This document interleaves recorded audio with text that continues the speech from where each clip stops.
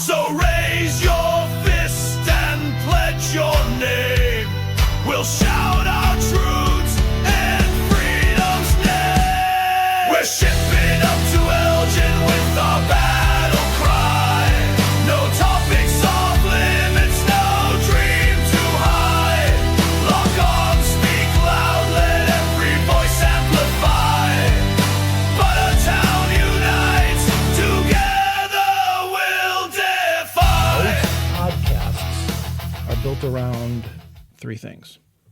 This is my logic, not anybody else's. Most podcasts are built around three things. Either boredom. It's like, hey, I want to do a podcast. It sounds like fun, which to me always end up being the most entertaining. There's the podcast built on the idea that, hey, we'll make money and we'll make $1 million and we're going to make so much fucking money. Well, that's not always the case, right? Because unless you perform, that shit ain't happening. And then there's the people who have an objective to sell, most likely a service, and then you do a podcast to ingratiate them into the fold of the brand and the personality of the brand in order to get them to go, you know what, I've listened to like 30 of these, and one of two things either happen. You'll either go, or one of three, it'll go like, fuck this, I'm out. It'll either go, I've listened to 30, I love these guys, I want to, learn more, I want to do this, I want to be a part of their cult. Or you get the people like the people I saw at the MC Chris show, the first MC Chris show I ever went to, and people were just walking up to him and just giving him cash. And he's like, well, do you want a shirt? And they go, no. I've downloaded your music. I've downloaded your CDs for years. And I never bought anything. And I always felt like an asshole for it. So here's money because I want you to know that what you do really matters. And like I was kind of an asshole for doing this because of how cool you are. Like you're a real person. You're not like this corporate entity. So it's either I owe you something or I want to be a part of this. And we do this for fun versus, hey, we're going to make $1 million. But the other thing could be, if you really want to build something, we would need something to sell. So, do you know who Dan Carlin is? He does like the George Carlin's son? He does like hardcore history. Oh, yeah. Common sense, stuff like that. So the way that he does his stuff is he does all of his shows for free, and he spends like hours. Like he makes ours seem short because he'll do like a 4-hour, like a regular one's like a 4-hour podcast, and he'll have like 3 or 4 of 4-hour podcasts, and he does it by himself, and he does all the research himself. Really? And he goes through the whole thing, and it's incredible. And he does it all for free. You can download it whenever. But what he does is he'll have it out, say, for a year or two, and then he retires a series. Oh, and then once it's retired, you have to pay for it. And I have paid for it. Oh, well, because you find it worth. Okay, I'm going to use real fucking words. You find the value in it. Yeah. Like, I really wanted to hear like an older, I was like, shit, that was like really good. It was totally worth it. It's worth, yeah. I've already listened to it once. I've already listened to it several times, but it's like, it was very informative. It was really good. And it was worth the $60 to buy the entire series. Okay. Or $30 or 15. I think it might've been $15 now I'm thinking about it. But an entire season? It's a whole series, and his series will be like, like I said, they're like 4 hours per, and they'll usually be like between 4 and 6. Okay. And I think he just essentially it's like $5 per 4 hours. So it's like you're getting, about $1 an hour. Yeah. Which is exceedingly fair. Yeah, seems incredibly fair. And I've already heard it once, so I know it's worth it. So I've already tested it. Yeah. I've liked it, and I want to own it. Yeah, so I can listen to it whenever I want to. That was worth it to me. I respect the shit out of that. And that's the kind of idea, right? Like someone is willing to pay for something. Like you had the idea of doing like a T-shirt a week, right? Mm-hmm. Every episode, that T-shirt is available until the next episode. Yeah. Like that would be something that we could do. But we don't even have to like officially start the show yet. By the way, if you don't want to, like I can make a note in here and just fucking cut this shit out. Nobody's listening anyway. I know. Well, that's actually true. The numbers have dwindled. I think we're getting like 4 downloads per episode now, down from like I think 12 or 16, whatever it was, maybe 20 at its height. The most was like 80 something. You think it was for Buttertown. politics? Talking politics? Well, maybe. I think like even the people who are more politically minded with us, you know, they probably have already fucking heard it and they don't want to hear us bitch about it for hours. I think more along the lines. I also think it's important to talk about it though, but it fucking is. I don't know. But, Oh, that's also why I won't not talk about it. Yeah. It's too important. But I also think we're not doing the due diligence of building a brand. We're not advertising this. We're not trying to scale it to something. Like we could just do the same thing every fucking week. I would be happy as shit. But we're never gonna grow. We're never gonna get bigger. We're never gonna get that audience that's like. Yeah, but we never will. And that's fine. I didn't go into this with this mentality. Nobody's ever gonna listen to us. Well, they can. This is what I do. I get people interested in things. I'm okay at it. We've been doing this for years. We have 4 downloads. We have never once marketed. Yeah, we did. We were like, hey, right into the show. You should write into the show at, what's the email again? Maybe if we gave a shit and people would give a shit more. Hold on. I had it open. Welcome to Buttertown. Welcome to Buttertown at gmail.com. Yeah. Like since we made this thing and we had one person write it, what we should have done is like taken that as a boon, Pez's email as a boon. So you know what we and should just write do? one question per week. We should agree that we won't give their information. These are all anonymous questions. I actually respect that more. Because then now people can write whatever, and we Yeah. we won't give that out. I respect the shit out of that.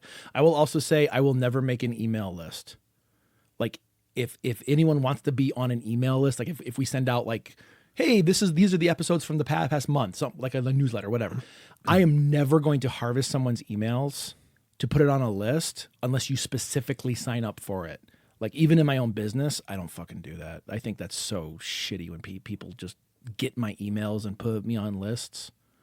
I don't give a fuck about your You're brand. getting like weird mail and weird crap on your everything. Yeah, like I don't fish. Just screwed up your algorithm. It's like the modern day of I have a headache. Algorithm's all My messed up. shit's all fucked up. My algorithm's all muffled. You gotta like how you like align your chakras. Like I gotta align my algorithm.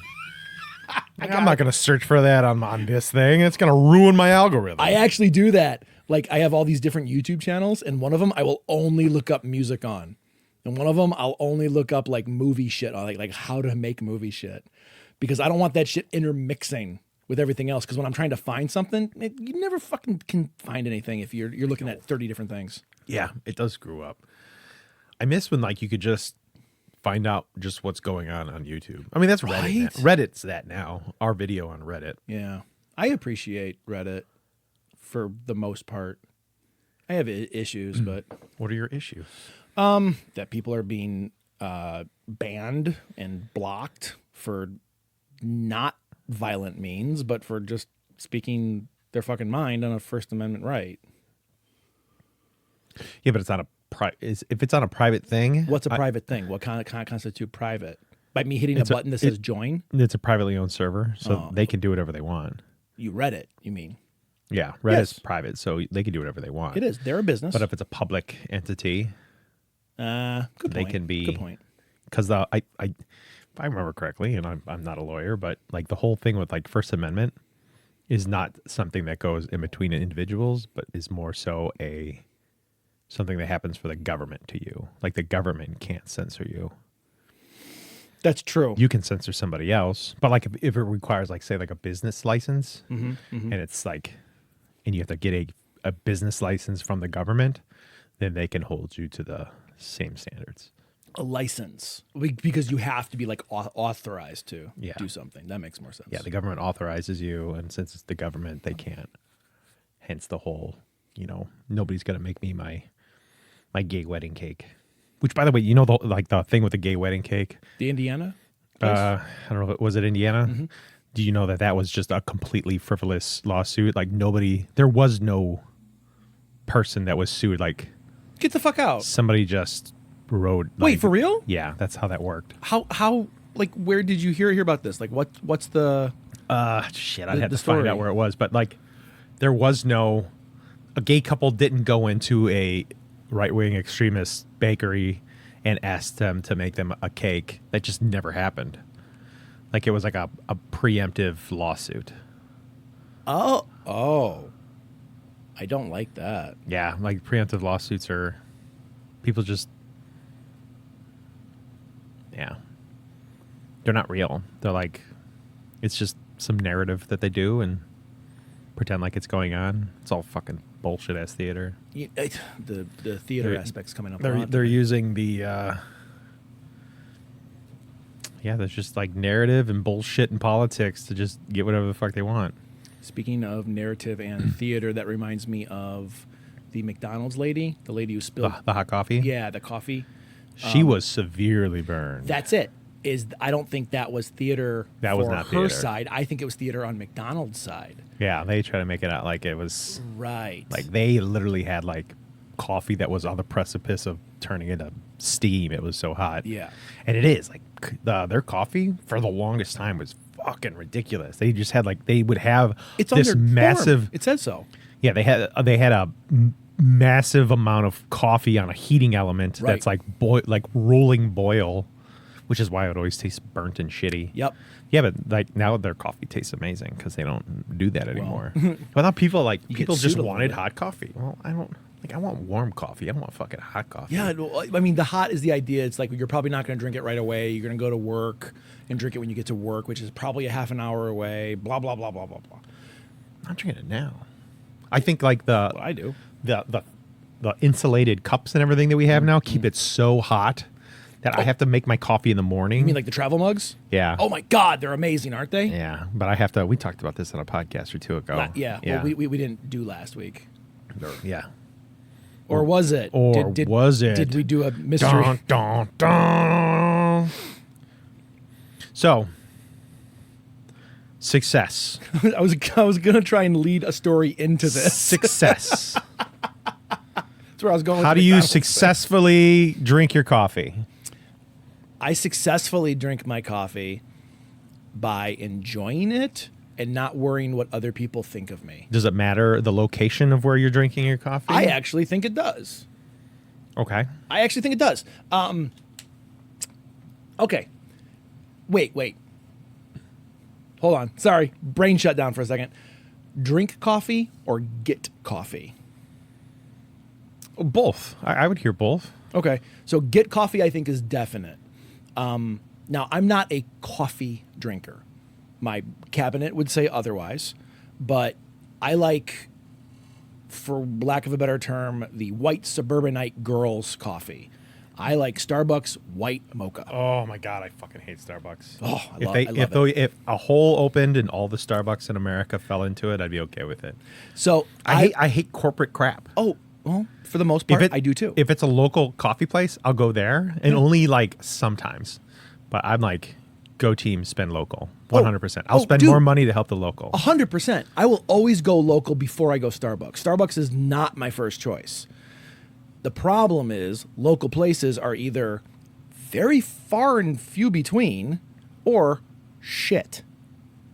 Dude, we had 2 coffee places in downtown Elgin They're awesome. that were fucking awesome. Both of them are gone. All because of one man. Yeah.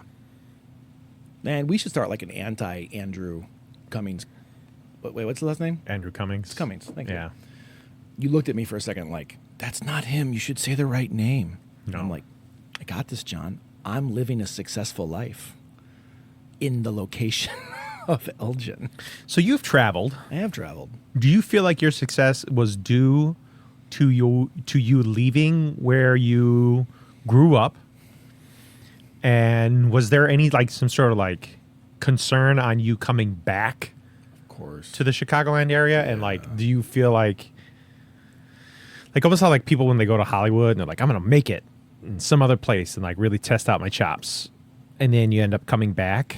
Do you feel like that is a knock on your abilities to succeed, or how do you feel about that? Like the proverbial, if I end up in my hometown, I'm a failure. Yes. I will answer this question, but I'm far more interested in yours since you've traveled epically more than me and lived in more cultures than me. My big move was Savannah, Georgia. It's in comparison, it is not a fucking comparable story, but I will say it is a different world. The language is mostly similar in Savannah, Georgia, as it is in the Midwest, but the mentality is so fucking different.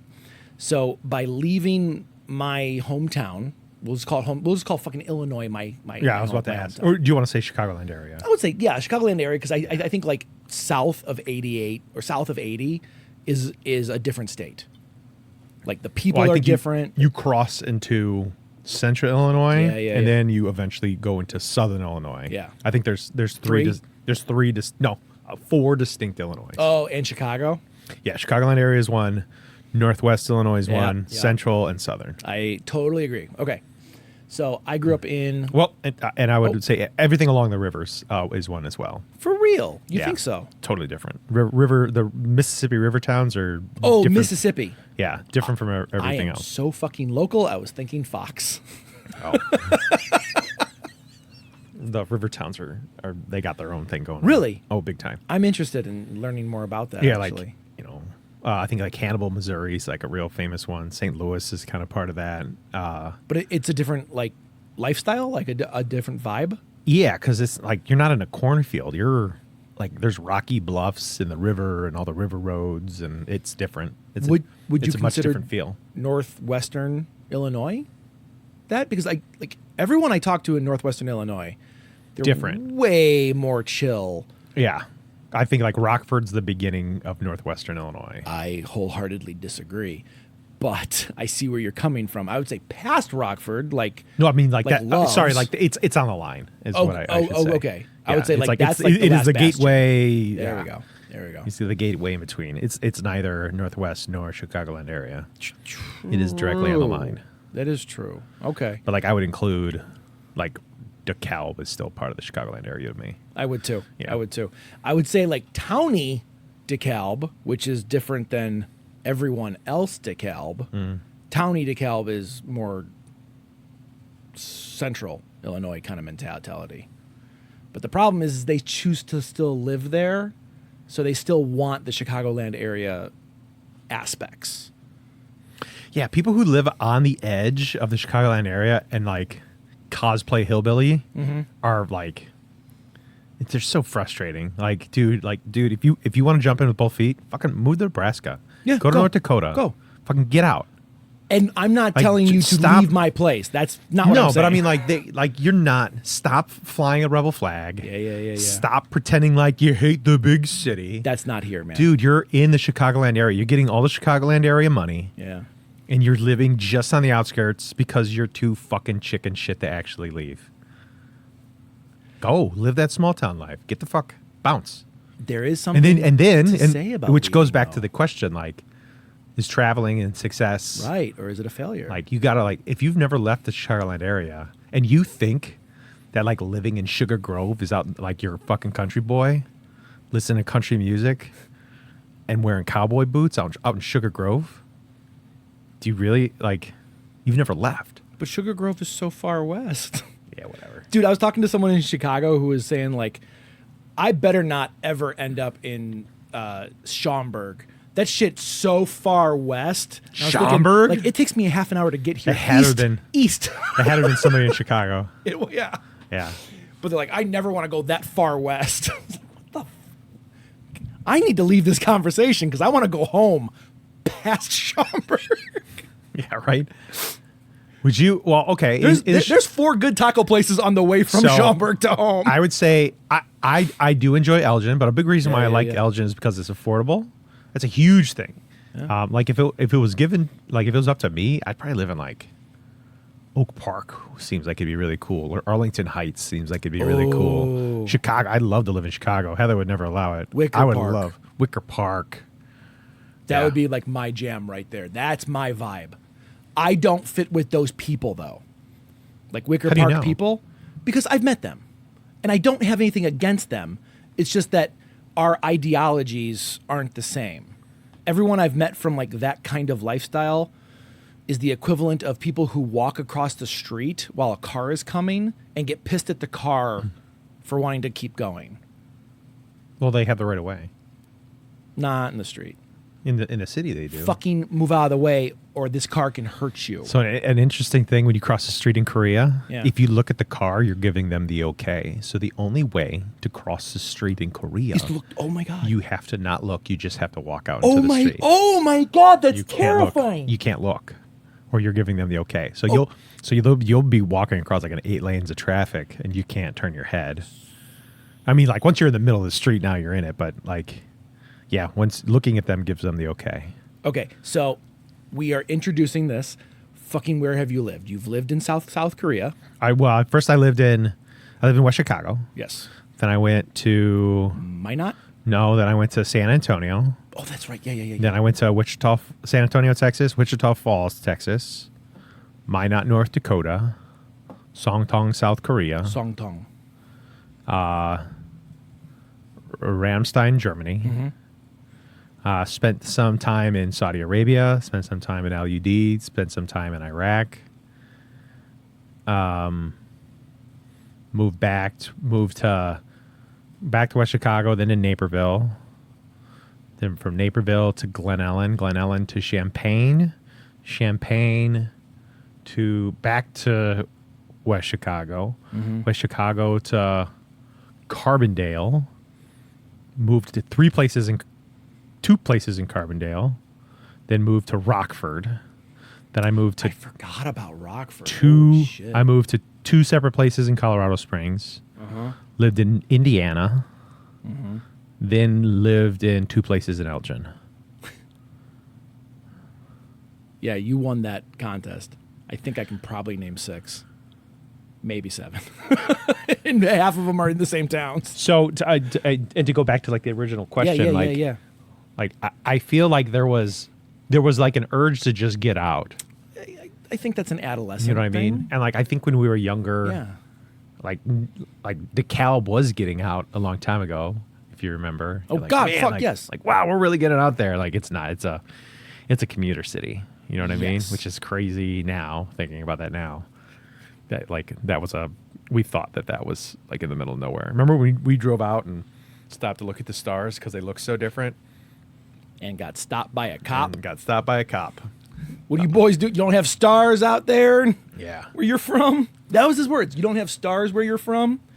No, sir, not like this. Not like this. Thank you for letting me appreciate your fucking town. Yeah. That was in Elburn. Yes, it was. It's right past on 47. 38. Right past 47. Right past 47. It was right past the gas station. Yep.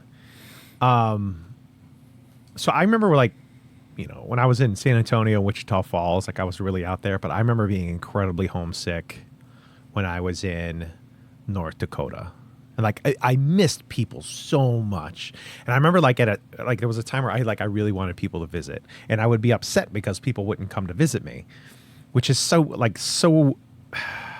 it's irrational. Like, at the time it's not irrational. At the time, it's not. But like I wanted people to come visit. I was homesick. There was people that I really missed back home. And it was hard. And like I could not wait to come home again. Like, so excited about coming home. And it wasn't until I was in Korea. I didn't take leave at all when I was in Korea. And when I was there for a year, coming home was like an interesting thing, but like I didn't feel like I really had to anymore. Like it kept getting so like my visits home like just kept getting further and further apart until I don't know, home like it wasn't that big of a deal. I missed people and I utilized technology to the best that I could to stay in contact with people. Emails. Email used to be so big. I mean, like, but this is all before. AOL Instant Messenger wasn't even a big thing. I know it was a thing. It was AOL Instant Messenger and like the Yahoo Messenger. Yahoo! I forgot about that. And that was my first email address. Was was it really Yahoo? Yeah. No shit. Yeah. So I utilized all that. I miss writing letters. I miss writing and getting letters. I thought that was really, really cool. I love that. I just bought, not just, like 2 years ago, I bought a shit ton of stationery, like really pretty stationery, and that forces me to write letters. I love doing it. I would love to write letters again. Do it. Maybe I should. Just like write letters to my friend. Write them to people you care about, or write them to fucking random people. I've been doing that for a while. When we went to to random people? Mm-hmm. What do you mean by random? You can look online for like a phone book, and it has addresses, and I just write it to a random ass person. Do you leave your address on there? Yeah. Your name? So for I explain why I'm doing it. For Christmas, Yeah. my address, I'm not going to put my address on here, but my address exists. The exact same address, Elgin and everything. There is an Elgin, North Dakota where I live, my address, everything's the same, but it's Elgin, North Dakota. No it's my shit. exact number, exact street name, everything. So this Christmas, we're going to be sending them a Christmas card. Like they're going to be part of the Christmas card list. I love that. I'm very, very excited about that. Oh, I love that. But there's two other Elgins. There's an Elgin in Texas as well. There is that, and that's probably like other than the one in Illinois, Elgin, Texas, I think is probably like the biggest one. That's if you Google Elgin, that's the one that will come up first. As long as you don't have a history of cookies. I love cookies. Mm-hmm. So speaking of success, you moved around the country. Did you feel that you were successful because you left? Or do you feel... I was running from something. That's what I felt like. Eventually, I just realized I was running from something. Right. Like family problems and stuff like that. So, but like I always felt guilty about moving back home. Like I did kind of feel like a loser for moving back home. And I talked to you about this on lots of podcasts. Like me coming back home was so... Like there's like it is very short-lived, like the homecoming of a veteran. Like that the glimmer goes away really quick, and then now you're just embarrassed because you've moved 4 paces ahead and then moved 3 paces back, and you see everybody else leaving you in the dust. Yeah. And I hated that I had to like move back to Illinois. Like I hated it. Like I wish if I could have done it over again. I mean. No, I mean, I can't say that. Like, I love my wife, and I'm happy that I'm with her. But like, I really wanted to move to Colorado when I came back. I fully thought you were going to. I didn't plan it out. Like, I just kind of came back, and jobs were hard to come by, and I wanted to make it out to Colorado. I just never did. So, but yeah. But I think like eventually, I think when I finally did make it out to Colorado, I thought I was going to stick out there forever. I moved back because of Heather's parents weren't doing well. And I'm happy that we did. Like both of her parents ended up passing away within like 2 years of each other because of sickness. So I'm happy that she was around for that. But man, like I think like I'm now at the point where like I feel really lucky that I have what I have. I think I've lived enough places to know that home, I'm going to quote Joe Dirt, home, it really is where you make it. And I have so many friends here, and I love the food here. That was like always something that was really hard. It's shocking. Yeah. Like even like I like living all over the world. Like I really miss the stuff they have in the Chicagoland area. Yeah. I mean, like I know people like think I'm so silly when I say like I can't get a Chicago style hot dog anywhere. Like it's a big deal. It's a big deal because it tastes like home. Yeah. Yeah. Like roast beef, like Italian roast beef sandwiches with a thin cut. It tastes like home. Yeah. All juices taste like home. Giardiniera tastes like home. Giardiniera is home, dude. That's shocking how many places don't have that. Yeah. And again, like, and I really want to reiterate, like, this is where my friend family. Yeah. Like this is where Los Dudes, dude, most of Los Dudes lives is here. That is family, by the way. You don't have to have blood to have family. Yeah. I'm like, I don't really have much of a family. Like my mom and my brother are really the only people I got. My nieces don't really talk to me, and my aunts and uncles really don't really talk to me. Like nobody really. My brothers and I got brothers and sisters that haven't talked to me in years. I know. And okay, so that sucks, right? It does. But at the same point, it's like we're lucky enough, you and I, we're lucky enough to have had a disconnection from family. So we found a family that we actually fucking like. The people I consider family, the people I actually fucking love, like you and our group, and like I have all these other people. I am so fucking lucky to be able to call them friends, but I call them family because blood doesn't mean dick. What matters is who's actually going to be there, or who's going to fucking answer the phone, or whatever, right? Yeah. Bad example because I'll never answer the phone. But the idea is like we got to fucking find family. And the best part about that is I don't have anyone on that list I wouldn't want over for Thanksgiving. Yep. The grand majority of blood, please don't come to Thanksgiving. Please. I actually, like, Thanksgiving is the one holiday that I fucking hate. It's not that I don't like it. I have anxiety leading up in November to it. To Thanksgiving? Yes. You know you can always come over to my house. I do Thanksgiving every year. I know you do. And I appreciate that. It's about being around a ton of people. That drives me crazy. But what Thanksgiving is, or has been embedded into me, is that it is a place where you have to go and be around family and just put a mask on until you can leave and finally breathe. That's all I've ever thought about that holiday since I was a fucking kid. And I remember my very first Thanksgiving that I didn't go see family. And it's not like I dissed them. I didn't feel like I did by saying Andy and I want to celebrate Thanksgiving together alone.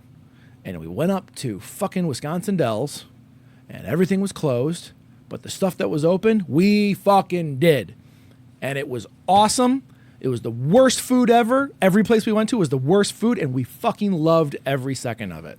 It was outstanding because there was no obligation. That was the very first time you ever had Thanksgiving away from family? Mm-hmm. Ever?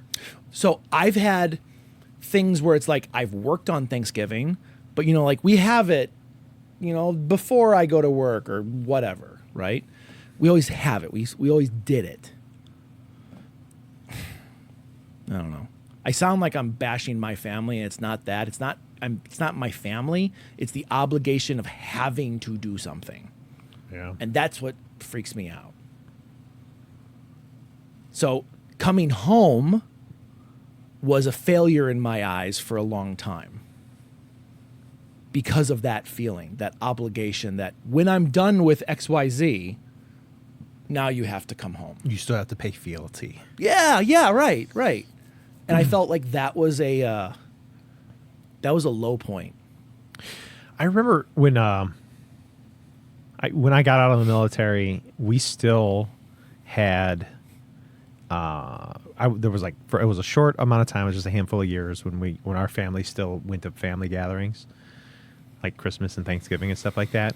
And I remember I would still have to sit at the kids' table. I remember thinking, like, I went to war and I still have to sit at the kids' table. And I always kind of thought, like... I remember you saying this. This kind like of upsets me a lot. I kind of thought that was a little weird. I'm like, I guess I'm just going to be at the kids' table all the time. I was always, like, you're just, like, sit there and shut up. That's exactly how I feel. That's it. Yeah. I mean, like, you'll always be the same person in the eyes of family members. You'll always be, like you can never change with them. I feel like with my friends, like it took a long time for me to not be seen as an asshole. And I appreciate the friends that stuck along, even when I was like a fucking complete jerk off and was not nice to anybody. But like, I do feel like I was able to kind of change how people see me. It took decades, but like, my mom will still say, you'll always be my little boy and I'm going to treat you as such. And it's like, come on. Why? That stings more after my mom's death. Like thinking about that kind of shit. Like, you'll always be my boy. Like, I kind of wanted her to say that more. No. So it's like Well, I guess it's one of those. that shit's Know your coming from a audience. place. That shit's coming from a place not designed to make you feel bad.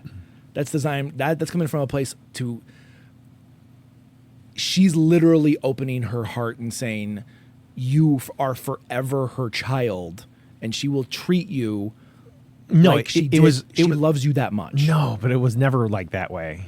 It was more of a, I've read all these books and I've gone through all this education. And when I try and like say like, well, you know, this is going on and this, and this, well, I'm a know-it-all and Gotcha. you don't know. Okay. So it was like one of those things. Like I really hated that, Yeah. which sucks. Side topic. We'll come back to this because I do want to keep talking about the distance and location and shit and Yeah. correlating it back to coffee. How much do you value intelligence versus education? Like intelligence versus wisdom. Okay. Basically. So Well- I do believe that like people come out of the box with more intelligence than others. I am not that smart. I am not that smart. There are people I know that are fucking like really sharp right away. What makes people smart? Their ability. So there are multiple types of intelligences. Epistemology is actually the study of intelligence. Oh God, I've never heard this word and I fucking love it. The study of knowledge is Oh, epistemology. okay. So, like, you know, just being able to remember something isn't intelligence. But like, the types of knowledge you could have could be like tactic knowledge. Tactic knowledge is like being able to draw or play music is like a tactic knowledge. And then there's like pre-knowledge and post-knowledge. Pre-knowledge is the stuff that you learn in college. There's a name for it, but I don't remember off the top of my head. But like, essentially, it's the things that you learn before you've done them. Okay. So college, for a lot of people, college is the first time they're going to learn about something, and you're going to learn. Well, you're going to learn like 100 different ways on how to do one thing, but you'll have never done it once, right? Yeah. And then you'll have the things that you've learned by doing. So like the people who didn't go to college, but like picked up a trade, like they're going to be really good at say plumbing, Right. electrician, carpenter. So they're going to be really good at that one thing, and they will have had a lot of time gone into it. So in D&D, that's intelligence versus wisdom. Wisdom is from life experience. Intelligence is what you can like learn, like what you can read. So pre-knowledge versus post-knowledge. yeah, Interesting. So, but I think like people who are intelligent out of the gate are people who are able to quickly pick up concepts and understand them before others. Okay. To me, that's an intelligence. Okay. Like to quickly be able to rationalize things. Yeah. Like, and there's tests that they do on like babies to see if like if they're a little bit quicker than others. There's tricks you can do on like a dog. Like if people have a dog, you put a sheet on top of the dog. The quicker the dog can get out from under the sheet, the smarter they are because they realize They're under a sheet. I'm a dog. There's a sheet on top of me, and there's like an edge to this sheet, and I can get out. Okay. Whereas some dogs will just spin and fall. So some Because dogs that's are, forever now. yeah. I feel like I'm the dog who just kind of spun in the sheet and fell down. But I don't see that as you at all. So a lot of people see. I feel that way because I feel like there was a lot of things that I had to learn by reading books and by getting out there and like picking up stuff. But like out of the box, not smart. Like the reason I read is because I don't know the answers to things. So that's why I read, because I am curious and I want to know the answer. And I'm picky about whether it's going to be true or not. So I like to pick, and I worry about the depth of the knowledge that I'm taking on. And like I don't have the time and the for the source. degree. Yeah, the source is important. I don't have the time for a degree, but like I'll take a great courses that'll be 10 lectures that are an hour a piece. Yeah. Or I'll read a book that'll take like a 300 to 500 page book. Like I'll do that. I'll take that over like surface knowledge that you get on YouTube. Yeah. Well, of course. Or as far as like, I'll use YouTube as a way to like get like an entry into it, but I'll never call myself knowledgeable by like a YouTube video. Oh, yeah. Well, Does that make sense? I utterly agree with that. And I'm not going to call myself knowledgeable because I've read a Wikipedia page, or I'm not going to call myself knowledgeable because I read it off of ChatGPT. But I do feel like if I've gone through the breadth of an entire subject through a book, I feel like I'm getting a better understanding versus I'm going to have a better understanding by going through like a course, which is going to be a better understanding, or through like an entire degree. Like those are kind of like the varying things. So some of the stuff is a little bit more surface knowledge. I think surface knowledge is important. I wouldn't cast it off as nothing because I think that's still someone learning something. Yeah, but you at that point you don't know what you don't know, so that's not really knowledge. True. And I'm writing a book of quotes, like quotes that I've heard in my life or that I've just felt. And one of the ones I keep coming back to is the more you learn about something, anything, the more you realize you have no idea. Like the more you learn, the less you know. Yeah. Which is weird. That's funny. I was just writing to somebody on Facebook about like books that I've read and stuff like that. I rarely read anything about architecture anymore, ever. Yeah. It's so vast. Yeah. Oh, It's so vast that it seems cavernous now. Yeah. That like I'm going into the minutia and the rabbit hole and the weeds, as opposed to like trying to take on broader knowledge of architecture. I do that with film too. Because I'm rabbit holes more upon rabbit holes. Yeah. So like architecture is like right now, the stuff that I'm learning the most about architecture is like architectural detailing. Like that's where like huge bread and butter. You want to be like a real, I believe like the really good architects are the ones. I mean, being able to do like the grand ideas and stuff like that are really important, but being able to understand details and how to detail things properly and clearly. Yeah. If you know that really well, you're going to be a great designer because you'll understand what a building should look like out of the gate. The why versus the how. Yeah. Like some people just have like, number one. you know, they just like, they want the grand idea and they're going to go to somebody else to figure out how to build it. And like, that's kind of where I am right now. Is That's like, the how. people are, like the nuts and bolts of how you're going to, or how it's the how they're How going to it's work. done. Yeah. This is what I want. How do I make it? And I was lucky enough early on in my career that like I had somebody sit me down and say like, you can be a designer or you could figure out how buildings are done and then be a really good designer. There's some designers that have never detailed a building before, never done like detailed drawings. They just do the pretty pictures and the great renderings and learn how to talk, but like not understand. Like, I don't want surface knowledge. I want to be great. I want to be great. Yeah, or as good as I can be. I think that's pretty good. So, I always think about that line when someone. well, what about says, you? What about you? What? What do you think about like wisdom versus? I think the strive to know more is vastly more important and admirable than someone who knows a lot about something. A lot about one thing? Well, you can know a lot about a lot of things, but if you're never trying to push for that next thing, I can't respect those people as much. Well, I mean, there's like, I've heard the thing about like architects know one thing about everything and an engineer knows everything about one thing. Like we were saying, like you can dive super deep onto one topic. Yeah. So are you saying that, are you saying that they're equal? Well, okay. Or do you think one is better than the other? I do not think one is better than the other because someone who has lived life like you have, where you've traveled the world, you physically have lived in other cultures with other languages and like other ways of doing things and looking down and not looking at the fucking car as it's going to hit you walking across the street. It's fucking insanity to me. I don't like walking down the street if someone else is in town. I don't like, I can't imagine just doing that. But people all over the world who have never read a book know something. Everyone has something that they're really fucking good at. Whether they know it or not is different. And I'll put this out there. I thought I was really good at drawing until I understood how to make a movie and my mind fucking bloomed. And I hate using the garden mentality for, oh, you're opening your mind, you're blooming. But that's, I can't think of it a better way. I think like a flower is just opening up. You just fucking talk. Just what? Just So you're the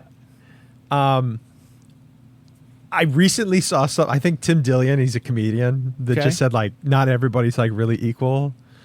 Like I don't, and he made a really good point. He's like with the person that he was talking to, he's like, you wear a suit, you talk to the most powerful people on the planet. Yeah. Like you have to do some sort of research and you have to really care and be curious enough to have these conversations with people.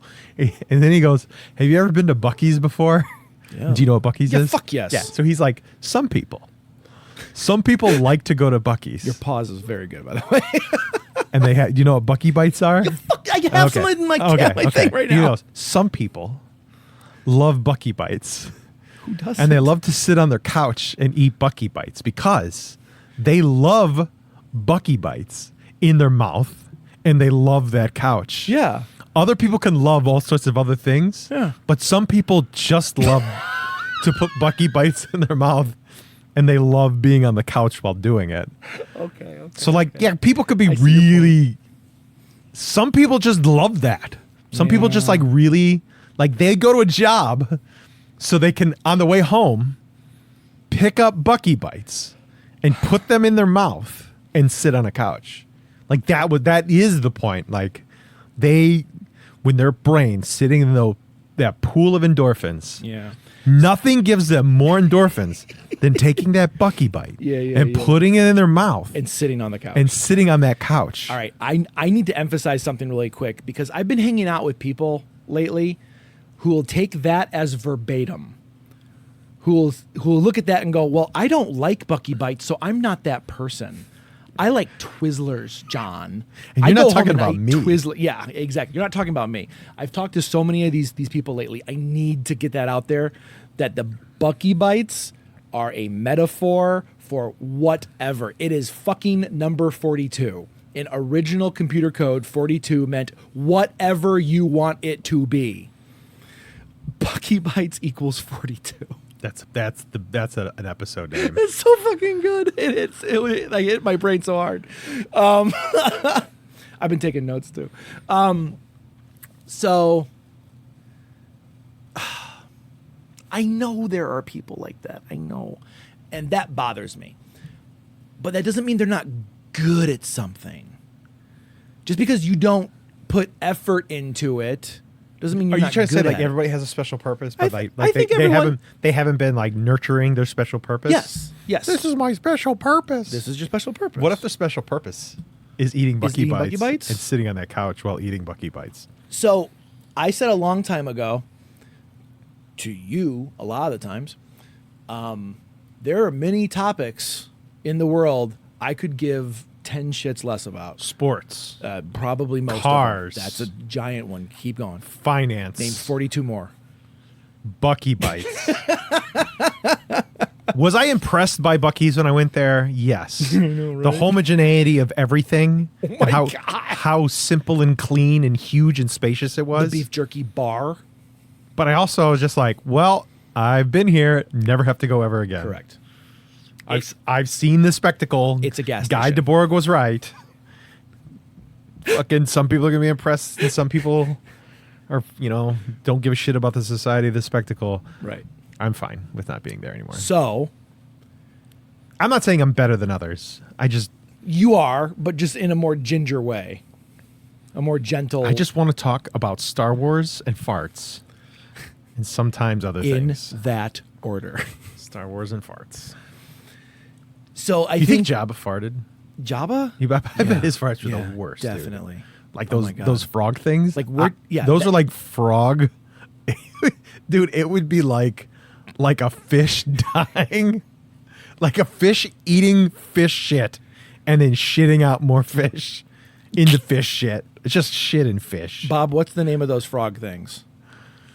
I have God no- damn it, Bob's not listening. I know. Damn it! All right, I'm sorry. Keep going. Keep No. going. So I think wisdom versus intelligence, I think, can be beautiful together. I don't think one is better than the other. And I think often when you are in one of those camps, you think down about the other. because you think the other one thinks down about you. If you are a wisdom person who knows fucking how to fix cars, like you can just look at an engine and go, fuck, I got this. And I think that's awesome. No, that's what I'm saying. Is like, but then that wisdom person looks at the book learning people and thinks, well, you think I'm an asshole idiot, so I fucking hate you. And then the intelligent side, the academic side, I think they look at the wisdom people and say, well, you think I'm an uptight dickhead who got here, because of money or something, and I hate you because you hate me. And the algorithms all keep pushing it. And right. Precisely. Yeah.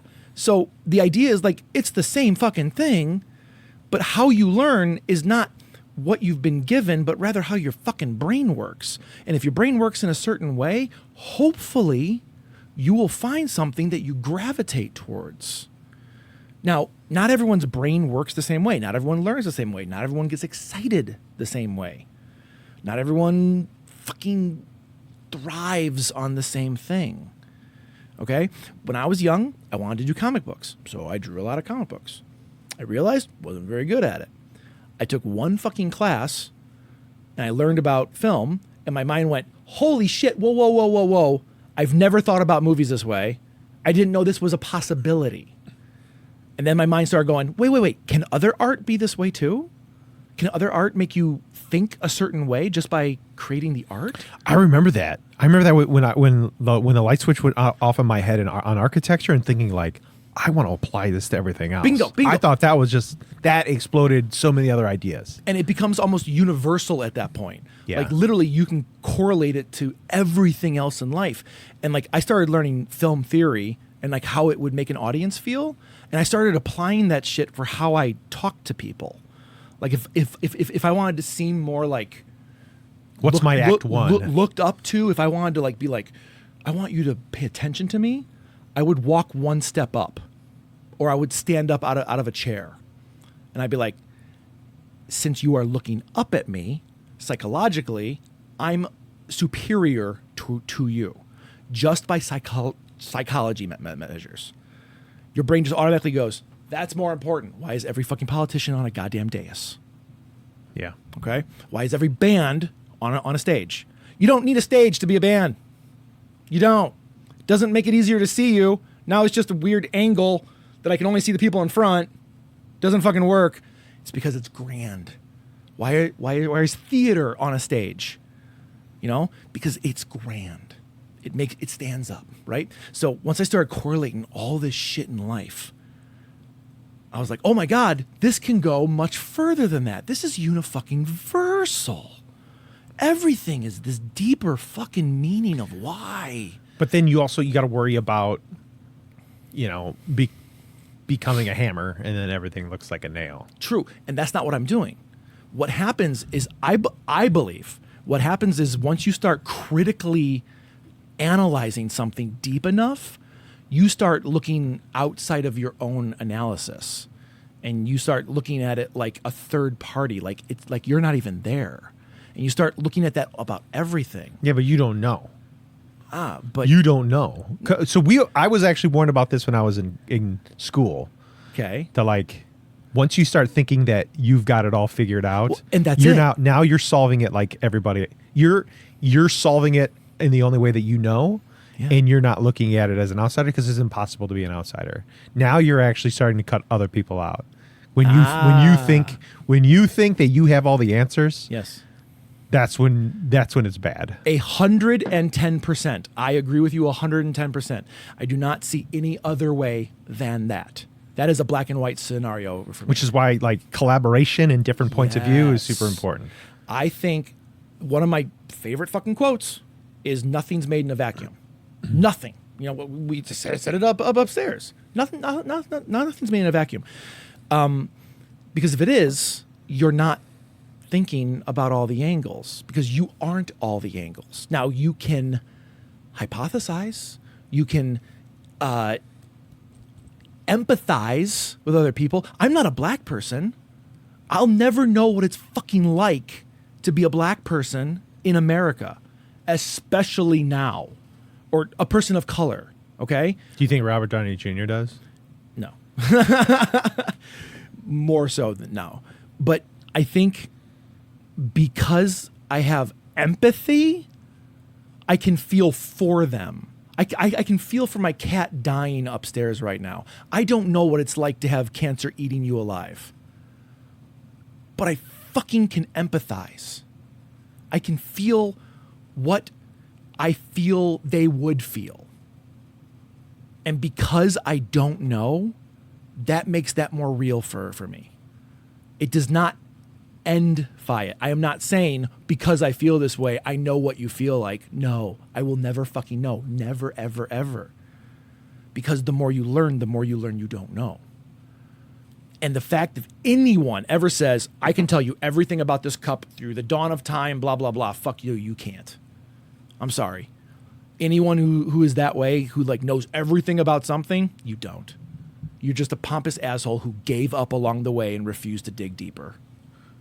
Those people are the worst. I hate meeting those people. Uh-huh. Well, have you ever noticed that they've always been doing it for 20 years? No, but now I want to look for that. No, I don't know what it is. Like, there's something that happens when somebody goes, I've been doing this for 20 years. And they'll always be doing it. I had a boss that said I've been doing this for 20 years, for 5 years. Oh shit, no. Or for three and a half years. Oh, that's He's been funny. doing it for 20 years, for 3.5 years. I even brought that up to him. Like, you've been saying I've been doing this for 20 years, 3.5 years ago. 5 more minutes, Turkish. 5 more minutes. It was 2 minutes, 5 minutes ago. Yeah. But it's always, and then I've heard somebody else say, it was a contractor said, I've been doing it this way for 20 years. And I heard somebody popped up and said, if you've been doing this for 20 years, you've been fucking it up for 20 years. Which, like, you shouldn't be doing anything the exact same way for 20 years. I agree with that. If you aren't oh my God, this is one of my favorite quotes. If you aren't growing, you are in slow motion liquidation. I heard that about a guy who teaches business, like growth, right? But that shit hits home, like on an emotional level. If you aren't growing as a human being, as an empathetic human being to understand how other people feel, you're just fucking rotting. You are taking up space. If you've been doing something for 20 years the same way, you have not done a lick of research on how something has evolved in that time period. You are wasting people's air.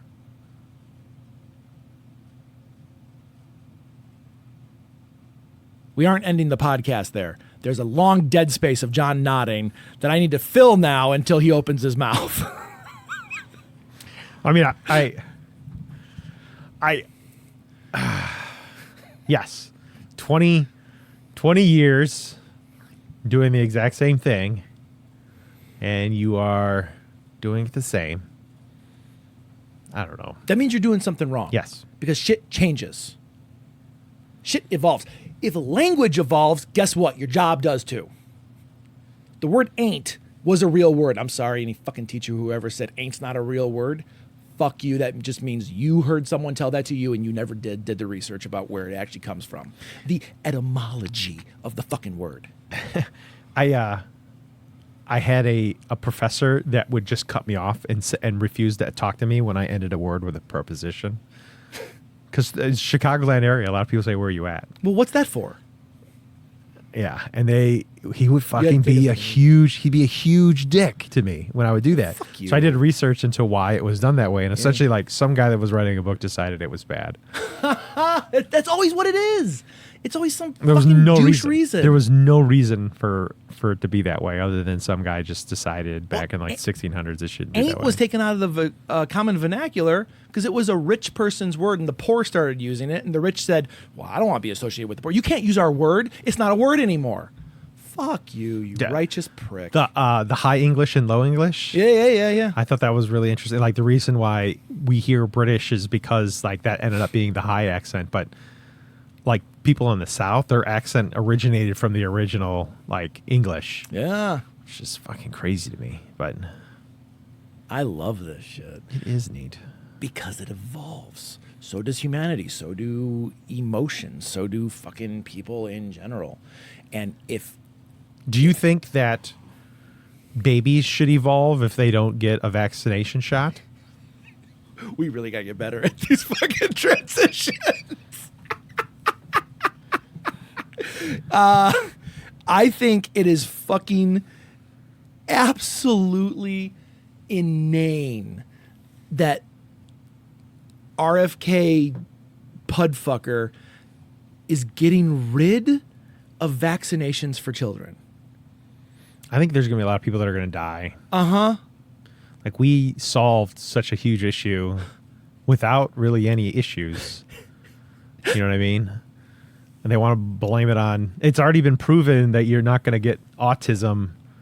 They just changed, like, what autism... Like, my older brother is autistic. Like, it's not like it didn't exist. He's that fucking way forever. But people are like, hey, people are weird sometimes.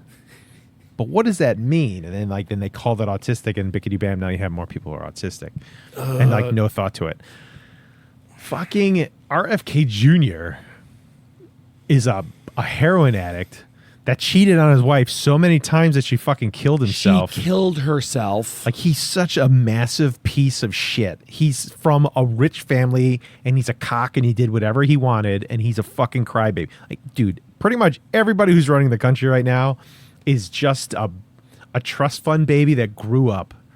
A whiny little cunt. And they think that, because they came barreling out of the right vagina, they're better and smarter than everybody else. They've never had to try. Yeah, right. And RFK Jr. is like, he's absolutely fucking, upon up that there. pantheon of shit eaters. I like that JFK's daughter just said, like, cousin Bobby's she called him a predator. Good. He's like, your own family is coming out of the woodwork to say this man is a huge piece of shit. Mary Trump, by the way, came out of the woodwork to say that her cousin was a massive, huge piece of shit. Oh, it's okay. Everyone else in the country is saying it too. So not everyone, but those people are the ones who don't believe in evolution of any topic. So I know. I mean, it's fucky, but some people are going to die and some people aren't. If it's going to be a choice. No. Yeah, but I mean, like, let's just say, like, Massachusetts is #1 in education. I'm going to guess that there's going to be way fewer deaths of babies in Massachusetts than there is in, like, Alabama. Dude, Alabama was my first choice of states, too. Alabama. Or Texas. Texas has turned into an immaculate shithole. Like, just how rampantly stupid they are is jaw-dropping. They're going to... I hope they secede. And then some of, like, the people I know there just leave. Because I hope they're not indoctrinated yet. I have my ideas, but... My tinfoil hat thing is that they know, and by they I mean... that's me, by the way. You're fine. The people who are knowledgeable of what's actually going on in the world via scientific and geopolitical and all that stuff know that climate change is awful. That they know, which is why there was a push for Greenland and why Russia is trying to buy land up in the Arctic circles, because they know it's going to melt. They know the climate change is real. They know it's going to get warmer. They know it's going to rise. They know we're going to get more hurricanes. They know we're going to get more droughts. And the places where it's going to be the worst is where are all the red states in the southeast and the south. And they've convinced people that, like, all of the cities around, or all of the states around the largest body of fresh water in America is bad, and you shouldn't live there. Because that's where they want to buy. And because that's where they want to buy and go. Yep. And they've convinced them to all go down, like...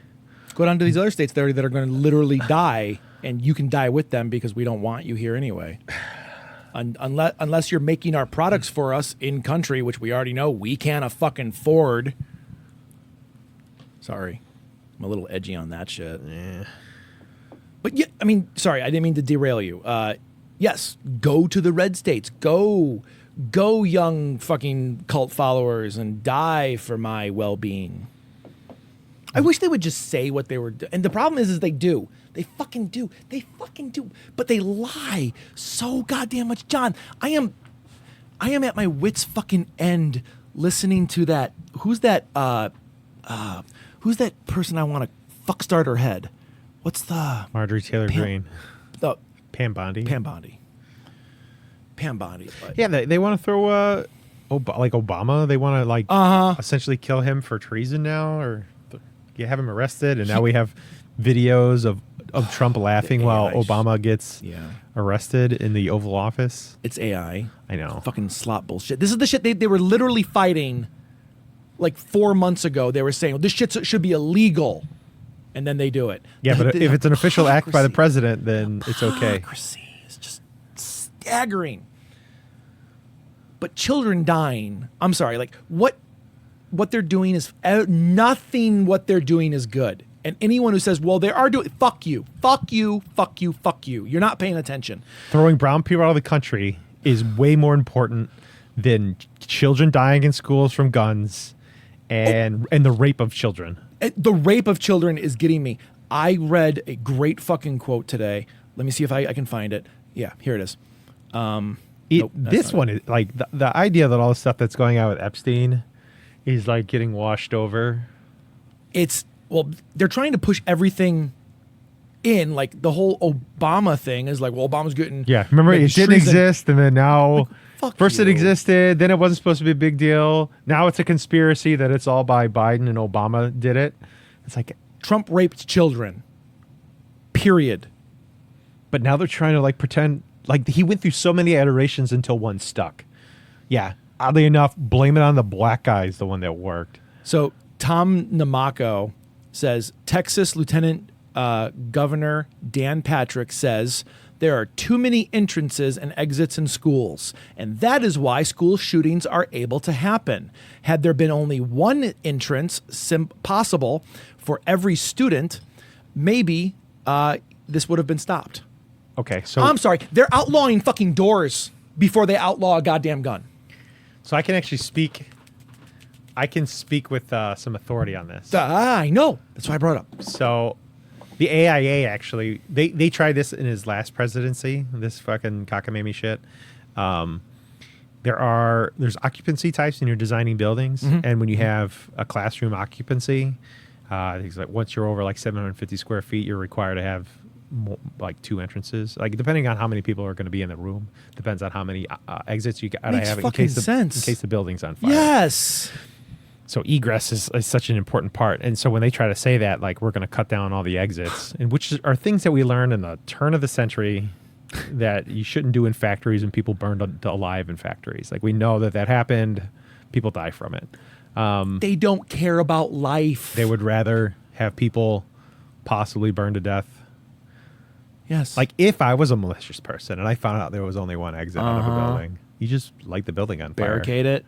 You light the building on fire. Yes. I mean, make sure you get your stapler. Don't light the building on fire, but don't fucking do this. By the way, not you. Anyone listening, all 4 of you, don't. No, fucking I'm just saying, like building. that's the reason why you have to have so many exits is to make sure people can get out of a burning building. It's a safety issue. But like the AIA had to step up and say, yeah, you shouldn't do that. and on top of that, they tried to put you have to have exit hardware on doors, because if a building's burning, you have to make sure all your door swings are in the proper direction. If it's a main egress and you have a lot of people, I know when I was working as a locksmith assistant, it's egress hardware, but we called it the old shit bar.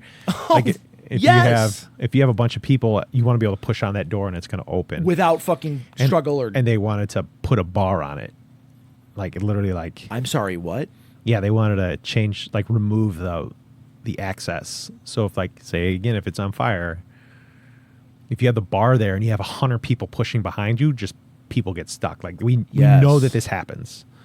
Like that's how the exit hardware was designed, is because, a theater was on fire. There's like literally a doorknob, but people aren't going to use it because you can't use the thing because you got 100 people. Even if you could turn the doorknob, you're not going to be able to do it because the pressure of everybody smashing up against the door, the friction is so great, you're just never going to open the door. So I've never been in that scenario, but I've been in mosh pits. And this sounds stupid to compare it to. No, I know exactly where you're going to go with it. And you're right. Until you lose fucking oxygen and you can't breathe because you're being squeezed so hard. I remember lifting my feet off the ground because I was astonished how tight it was. Yeah.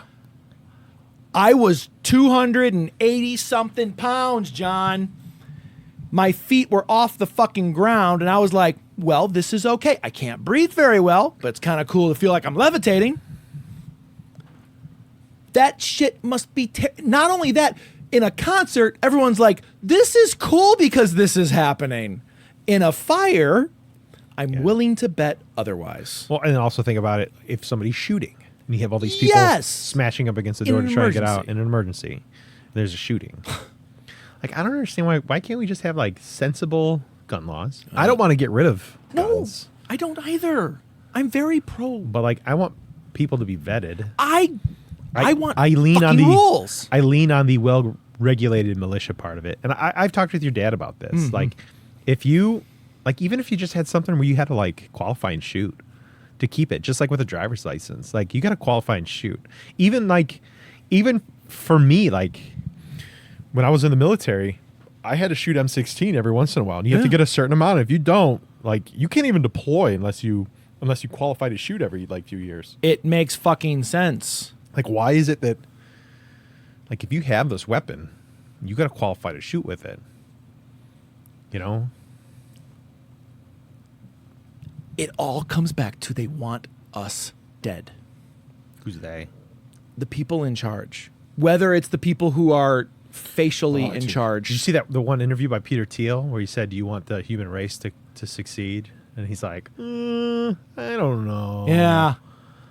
Yeah. He wants it to be a theocracy. He wants it to be a technocrat theocrat. I have a tinfoil hat theory about this shit. A computer god. Yup. I honestly think the people in charge of all the fucking horrible things that are happening right now, and guess what? It's not Trump. Trump is a poster child for idiots. He gets people riled up, and he makes people feel like, well, I hate brown people too, so it's okay to hate brown people now. He's good at riling up he's the good roots. He's fucking Hitler without any sensibility of anything else. The smartest people in the world know you are not the smartest person in the world, because I'm going to hire the smartest people in the world to do what I cannot. You fill in the fucking gaps. No business is run by one person. It's run by people who know what the fuck they're doing. Trump thinks he knows how to do everything. Bingo. I think they're setting them up to fail. I alone can fix everything. And then they push up real scumbags. I have read that they think that Peter Thiel and J.D. Vance are going to try and use the 25th Amendment to get rid of Trump.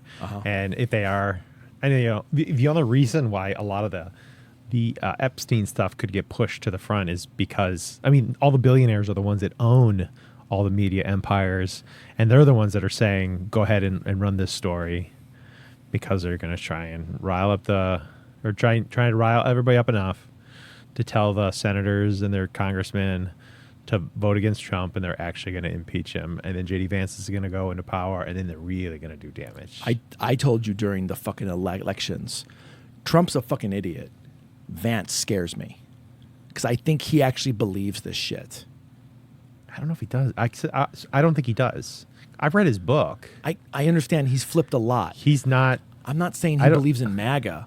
He believes in whatever the fuck he believes to make him he was a God. poor kid. He was a poor kid, and I think it doesn't make you good off the bat. So I think that like Peter Thiel and other people like Peter Thiel think that they can use J.D. Vance because they never had to join the military, but they see a guy who did join the military and then did succeed. Yeah.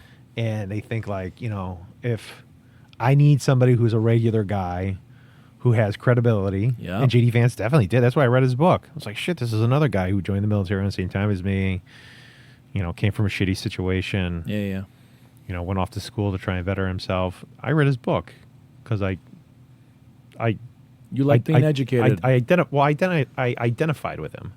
That's shocking. And I think that I did. You ever read Hillbilly Elegy? Like, he was a guy who was a poor kid who came from a shitty family. He had like a grandma that like his grandma was the one that held everybody together, and he joined the military to essentially run away and get away from it. And then he got out. He wrote the book. Went to law school. Like, I know, like, dude, when I tell people that I'm in the military, I'm an alien because I'm the only veteran in the I'm the only architect veteran in the entire state of Illinois in my company. For real? Yeah, there's no veterans that are architects. Holy shit. Very rarely you're gonna like, they just don't do it. Holy shit. You'll get some engineers, but not like a lot of that's- architects. Probably not gonna get like a lot of lawyers and shit like that, like, because it's hard and you gotta like, nobody wants to go to college in their 30s and 40s. It's ridiculous. Right. But because it's, I don't know, it's demeaning and you're starting over while everybody else is ahead of you. And but you know, Peter Thiel, I think, saw that and decided to use him. Mm-hmm. Which I agree.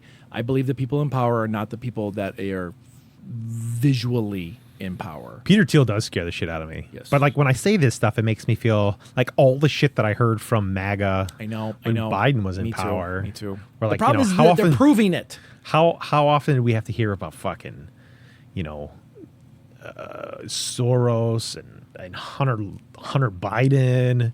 You know, Dude, you got to hear all this shit, They and were they'll bullshit talking points. They all of them were. Yeah, but they believed it, and I it know. sounded ridiculous. And now I like it. It's like I'm gaslighting myself now. Yeah. I sound ridiculous when Yeah. I say this stuff. I think the same but thing. When I listen to Peter Thiel and I listen to Curtis Yavin, Yavin scares the shit out of me. and it's like, Jesus, like everything he's saying is what they're doing, Uh-huh. and they're saying it out loud, and they said it years ago, Yes. and now it's all coming to fruition, and all the millions of dollars have been invested in them to make all that stuff happen. Right. Palantir. The name's vague. Dude, Palantir is like, that is the end game, is Palantir. You know who owns Palantir? Yeah, again, this all sounds like fucking crazy. Peter Thiel. Palantir is the AI that essentially runs the world now. I mean, that sounds like silly, but I mean, like, it doesn't run the world. Palantir can listen to every single phone and listen to everything at one time. It's that, like, once you take all the information that, and you know who worked with Peter Thiel on Palantir to like get everything off the ground? Elon Musk. Like, they're both. Look up Palantir. It'll scare the shit out of you. And again, you say this stuff out loud and you're like, God, this is crazy. But Palantir is, like, the Department of Defense is buying Palantir. That's a fucking call sign. And the Palantir was the crystal ball that they used to, like, have everybody spy on everything because it's the Dark Elves, and they call themselves the Dark Elves. Yeah, right. And again, I remember that say now. this all out loud, and it sounds fucking ridiculous. They called themselves Drow because they thought they were better than everybody else. Yeah, they wanted, everybody else was a Hobbit, and they were the Dark Elves. Do they call themselves Dark Elves? Dark Elves. Because that's not a race. That's why they were the Dark Elves. That's stupid. me see It's if I can- Drow. I don't know why you're arguing semantics with what they're calling themselves. Because if they're fucking idiots enough to go, you know, we're not hobbits, we're transformers. It's like, motherfucker, that shit doesn't exist in the same world. You are living in your own fucking world. They're So talking about the you need to Tolkien be universe. eradicated because you're fucking an The idiot. Tolkien universe. What were they called in the Tolkien universe? Were there elves in the Tolkien universe? There were elves. Were there hobbits in the I've never universe? read some Silmarillion. I don't Yeah, know. but the it's all fucking- part of the same thing. I know, What the but- hell's a drow? A dark elf. Is that in the Tolkien universe? That I don't know. Then that's what they're talking about. Well, they need to get their Now head out of who's their the fucking dumb ass. one? They're fucking idiots. Read a goddamn book. They did. They read all the Tolkien books. Not a fucking enough. All right. So hold on. I want everybody to know. Palantir Technologies is a software company that specializes in data analytics for government and commercial sectors. It's known for its platforms, Gotham and Foundry, which help organizations integrate, analyze, and make sense of large, complex data sets. Gotham is primarily used by government agencies for intelligence and defense, Counterterrorism. while Foundry serves as commercial and civil government clients. And they own all this stuff. They can literally, like, if you ask this thing to separate everybody in America and give them a number on whether they are loyal to the government or not, it can look at everything that you've ever written, anything that you've ever said, and it can analyze it all at one time and find out whether you're an enemy of the state. Like, that's the scary ass shit that it can do, because it does it to other countries. Yeah. Yeah. So why wouldn't it be used against us? Everything else has been used against us. So that is Peter Thiel. That's Elon Musk. I didn't know. Because I believe Trump and Musk and everyone else are still fucking doing shit. In cahoots. There's no fucking way. You can't get that much fucking hate And then he says, well, I don't want to do this anymore. And then no one's talking about him anymore. Because there's so much stuff going on. I understand there is. But at the same point, you don't get a fucking get out of jail free card because you backed away and now like you hate this shit. I think a lot of I don't people fucking just care. they just want to listen to Taylor Swift and watch football. I think that's just a lot of people, I can't do that. and they don't care. Like I haven't been able to like enjoy a show thoroughly. Jay, they want to sit on the couch and they want to put those Bucky bites in their mouth. All 42 of them. That's what they want to do. You don't understand. Like all this stuff is going on, but there's Bucky bites out there. So And did you know they're on shelves? And there's a lot of them, and they all look the same. And they just want to really go there and like buy a shirt and wear that shirt while eating Bucky bites and sitting on the couch and watching sports. do you think they do this all the time? I think that there are people that do that. There's people who are like genuinely super excited that Bucky's is going to be in Illinois. They can't wait because now they can just get Bucky bites and put them in their mouth in their own state. And they're so excited. And they don't have to drive home to their couch anymore. Yeah, They can just they're like go home. I want to go to the beef jerky bar yeah. and not learn anything and maybe like be really excited about what the TV tells them to listen to or Yeah. watch. They just be like so excited. And if they don't like it, they just call it fake. You know what isn't fake? Bucky bites in their mouth. And that couch. I So- love that couch. You know who else loves the couch? Who? JD Vance. Yeah. It all comes full circle. Did you see that fucking ad that came out in what was it, England or Germany? Where is he going? He's going to some country. JD Vance? Yeah, and everyone's like, "Yeah, we got our couches covered." He's not welcome here, but like, there's people like taking photos of like they're ziplocking their fucking couches up. They're saran wrapping them so he can't fuck them. I mean, I know. Well, Trump fucks children, so I don't know which one is worse. I don't think I'll Europe- take Vance, who fucks I will the take- Ottoman over the Ottoman Empire. I don't think the couches are young enough for him to fuck in Europe. Europe people tend to They have hold on to their old things furniture. older. Yeah. I don't think they're young enough to be a child fucker. So time is very important. We need to start learning about timing. Man, yeah. And Our, there- our timing really does need to work. Our better. timing needs to there needs to be some kind of level, a hierarchy, perhaps. like a hierarchy of timing. Yeah. You know, now that like We only have so much time in the day. and now that we're doing this, I remember every time we did it on the other show, and we had to force the fucking transition. It was like, just shut the fuck up. Here's the next thing. Yeah, it was better. Like because you kind of You got rose-colored glasses, man. yeah. You got no, My, we my, made it my work. dumbass would always call it out, though. It's like, hey, that's a good transition. Gosh, we're good at this. I just shatter the fourth wall because I'm excited to like have other people enjoy it. So is there a hierarchy of time? Like, I don't know if I did it on this show or I did it in my work podcast, but time is the new currency. People value time more than they value money. because you only get so much. Because you only get so much and there's no way to fucking get more of it. And like, Unless you're Peter Thiel and you want to make everything go live forever. He's literally like, they're trying to like they're testing on monkeys yeah, I know to that. have computers in their brains Yep. to live forever so they can become our new gods. I've You know what would be great if they implanted that stuff in their head and they just turned into vegetables. That would be awesome. or we can hack them. yeah. Use them as robots to like fight each other in Rock'em underground sock'em pits. robots. Yeah. South Rock'em African sock'em style. teal. Yeah. Peter Thiel's also from South Africa. Gotta love those. Yeah, but I can't knock South Africa because Dee Antwoord is from South Africa, and Ninja. yeah, give me Yolandi Visa, Yeah. dude. She is the most beautiful train wreck I have ever seen. She is something. Every single time I see her, I'm like, ew, oh my god. Yeah. Like Andy and I were watching it, and she's It's like a turd shaped with like a nice set of boobs. yes, but Oh like, my God, look at the boobs not on just that a turd. shaped boobs, but it's like a Kool-Aid inside of a dump, like inside of a toilet. But you're still looking at the Kool-Aid like, there's something really nice about this. Every time I see her on like a photo or a video, especially the videos, right? Because like she's like really dirty in all the videos, and I'm like, I don't know if Whoever- I want to be around you, Dude, but I do really want to hug you. I want to watch somebody else hug her. I don't want to like, be the actual person. Oh, I wanna want make to sure hug it's her okay. and then regret it afterwards. Ooh, and I definitely think that you would. It's like hepatitis D, and I just want to like embrace it. Like there is no in between. Whoever is the person that does their music videos is incredible. I love them. Yeah, I do love too. them so. I do fucking too. Much. They are so good. They teamed up with a very famous photographer to do a lot of their stuff. I thought that was really cool. And I love that they glorify the forgotten, the cast aside.